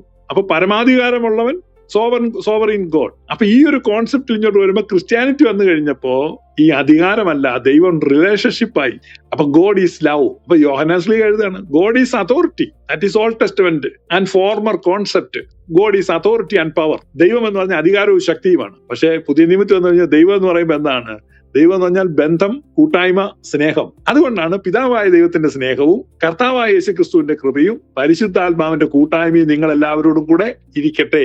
ക്രിസ്ത്യാനിറ്റിയുടെ ആരാധന കഴിയുമ്പോൾ ബെനഡിക്ഷൻ ഇതാണ് വർഷിപ്പ്, ഇതാണ് ദൈവം. True God is a relationship. So we worship not a person but a relationship. നമ്മൾ ഫാദർ സൺ ഹോളി സ്പിരിറ്റ് എന്നുള്ള ആ ആരാധനയിൽ, ആ കൂട്ടായ്മയിൽ, ആ സ്നേഹബന്ധത്തെയാണ് നമ്മൾ ആരാധിക്കുന്നത്. അപ്പൊ നമ്മുടെ കോൺസെപ്റ്റിൽ ഹൂ ഈസ് ഗോഡ് എന്നുള്ളതല്ല. We are not answering that question, but we are answering what is God. God is love. അതാണ് പറഞ്ഞത്. God is love. ദൈവം സ്നേഹമാകുന്നു. അല്ലാതെ അത് ഒരു പേഴ്സൺ അല്ല. ഇപ്പൊ ഇന്ത്യ ഗവൺമെന്റ് എന്ന് പറഞ്ഞാൽ ഒരു ഗവൺമെന്റ് ആണ്, സോവറിൻ കൺട്രി, പരമാധികാര റിപ്പബ്ലിക്. അതിനകത്ത് പ്രധാനമന്ത്രി ഉണ്ട്, അതിനകത്ത് പ്രസിഡന്റ് ഉണ്ട്, അതിനകത്ത് സുപ്രീം കോടതിയുടെ ചീഫ് ജസ്റ്റിസ് ഉണ്ട്. ഈ പ്രധാനമന്ത്രി പോയി സത്യപ്രതിജ്ഞ ചെയ്യണമെങ്കിൽ രാഷ്ട്രപതിയുടെ മുമ്പിൽ സത്യപ്രതിജ്ഞ ചെയ്യാം. രാഷ്ട്രപതി സത്യപ്രതിജ്ഞ ചെയ്യുമ്പോൾ സുപ്രീം കോടതി ചീഫ് ജസ്റ്റിസിന്റെ മുമ്പിൽ പോയി സത്യപ്രതിജ്ഞ ചെയ്യും. സുപ്രീം കോടതി ചീഫ് ജസ്റ്റിസ് സത്യപ്രതിജ്ഞ ചെയ്ത് രാഷ്ട്രപതിയുടെ മുമ്പിൽ സത്യപ്രതിജ്ഞ ചെയ്യും. അപ്പൊ നമുക്ക് എന്തുണ്ട്? ജുഡീഷ്യറി ഉണ്ട്, എക്സിക്യൂട്ടീവ് ഉണ്ട്, അതുപോലെ തന്നെ ലെജിസ്ലേച്ചറി ഉണ്ട്. ഇപ്പൊ ലെജിസ്ലേച്ചറിയുടെ ഹെഡാണ് നരേന്ദ്രമോദി, എക്സിക്യൂട്ടീവിന്റെ ഹെഡാണ് ഇന്ത്യൻ പ്രസിഡന്റ് ദ്രൗപദി മുർമു. പിന്നെ ഉള്ളത് ജുഡീഷ്യറിയാണ്. ജുഡീഷ്യറിയുടെ ഹെഡാണ് ചീഫ് ജസ്റ്റിസ്. എനിക്ക് അയാളുടെ പേരറിയത്തില്ല. ആസ് എ ലോ സ്റ്റുഡന്റ് നോവലിന് പറയാം ഇന്ത്യൻ ചീഫ് ജസ്റ്റിസിന്റെ പേര്. That's it. അപ്പൊ പക്ഷെ ഈ 3 പേരുണ്ടായാലും 3 ഗവൺമെന്റ് ഇല്ല. ഗവൺമെന്റ് ഒന്നേ ഉള്ളൂ. 1 അതോറിറ്റി, 1 സോവറിൻ പവർ. നമുക്ക് 3 സൈന്യമുണ്ട്. വ്യോമസേനയുണ്ട്, നാവികസേനയുണ്ട്, കരസേനയുണ്ട്. ഈ 3 സൈന്യം ഉണ്ടെങ്കിലും ആ സൈന്യം ഒന്നാണ്, അത് സൈന്യം 3 അല്ല. ഇപ്പൊ നമ്മൾ പുതുതായിട്ട് അതിനെ 3 കൂടെ ഇന്ത്യ ഗവൺമെന്റ് യോജിപ്പിച്ച് അമേരിക്കൻ ശൈലിയിൽ ആക്കുന്നൊക്കെ ഉണ്ട്. 3 ഒന്നാക്കുന്നത് എങ്ങനെയാണെന്ന് പോലെ പൊട്ടന്മാർ ഈ ക്ലബ് ഹൗസിൽ ചോദിച്ചുകൊണ്ട് നടക്കുന്നുണ്ട്. 3 ഒന്നാക്കുന്നത് എങ്ങനെയാണെന്ന്, ഇന്ത്യയിൽ 3 സൈന്യത്തെ ഒന്നാക്കുന്നത് എങ്ങനെയാണെന്ന് നോക്കി പഠിക്കുക. 3 ഒന്നാകുന്നത് എങ്ങനെയാന്ന് കുറെ നാളായി ചില പൊട്ടന്മാര് ഉച്ച കഴിഞ്ഞ് ഉറക്കം എഴുന്നേറ്റ് ഇതുവഴി നടന്ന് ചോദിക്കുന്നുണ്ട്. അപ്പൊ അതിന്റെ 3 ഒന്നാകുന്നത് എങ്ങനെയാണ്? അത് ബന്ധത്തിലാണ്, മറ്റേ അധികാരത്തിലും പവറിലുമാണ്. മനസ്സിലായോ? This is relationship. Love. God is love. അത് ഞങ്ങളുടെ താരിയിരിക്കുന്ന കുരുവിളച്ചാനെ എടുത്തിട്ട് കുത്തിയതാണോ എന്നൊരു സംശയം. അതെന്തെങ്കിലും ഒക്കെ ആവട്ടെ. ഞാനിത് കൺക്ലൂഡ് ചെയ്യാണ്. വളരെ അനുഗ്രഹിക്കപ്പെട്ട നിലയിലാണ് ഇന്ന് നമ്മുടെ ഇവിടുത്തെ ചർച്ചകൾ പോയിക്കൊണ്ടിരുന്നത്. നോയലിനെ ഹാർദവുമായിട്ട് എപ്പോഴും ഈ ഗ്ലോറിയസ് ഗോസ്പൽ റൂം എപ്പോഴും സ്വാഗതം ചെയ്യുകയാണ്. ഇതുപോലുള്ള അനുഗ്രഹിക്കപ്പെട്ട ചോദ്യങ്ങൾ നോയലിന് ചോദിക്കാം. നിങ്ങളുടെ ഏത് ചോദ്യങ്ങൾക്കും ജി തുടർന്നും ആൻസർ നൽകും. ഷൂ പാസ്റ്റർ എല്ലാ ചോദ്യങ്ങൾക്കും വളരെ സാവധാനം, വളരെ സൂക്ഷ്മതയോടെ തിരുവെഴുത്തുകളിൽ നിന്നും അതുപോലെ സഭയുടെ പാരമ്പര്യങ്ങളിൽ നിന്നും ഇതിന് മറുപടി നൽകി. ഇത് കേൾവിക്കാരായിട്ട് ഇവിടെ എത്തിയ എല്ലാവർക്കും നന്ദി അർപ്പിക്കുന്നു. തുടർന്നും നിങ്ങൾ ഈ CPR റൂം മറക്കരുത്.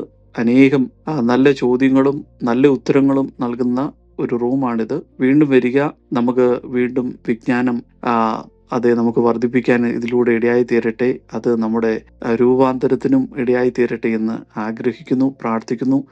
ചോദ്യോത്തര വേളയിൽ പങ്കെടുത്ത നോയലിനും ഉത്തരം നൽകിയ സാരാഗ്രഹിക്കും എല്ലാ മോഡറേറ്ററിനും ഇവിടെ എത്തിയ എല്ലാ പ്രിയമുള്ളവർക്കും ഒരിക്കൽ കൂടെ നന്ദി അറിയിക്കുന്നു. ഗ്ലോറിയസ് മൊമെന്റ്സ് കണ്ടതിന് നന്ദി.